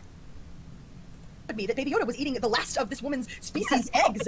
I got hell with you on that one too, because I agree with you on that. Oh my god, yes, go on, sorry. Sorry, go on. I didn't mean to ruin your vibe. I want to make something clear. This doesn't have anything to do with Doomcock. It doesn't have anything to do with Jeremy from Geeks and Gamers. It doesn't have anything to do with Anna. It doesn't have anything to do with Gary. It doesn't have anything to do with Rob. It doesn't have anything to do with anyone other than Tom. And as I said before, if people are not speaking publicly on it, it's because they don't wish to, for whatever reason. Maybe they plan to at a later time, but maybe they do not.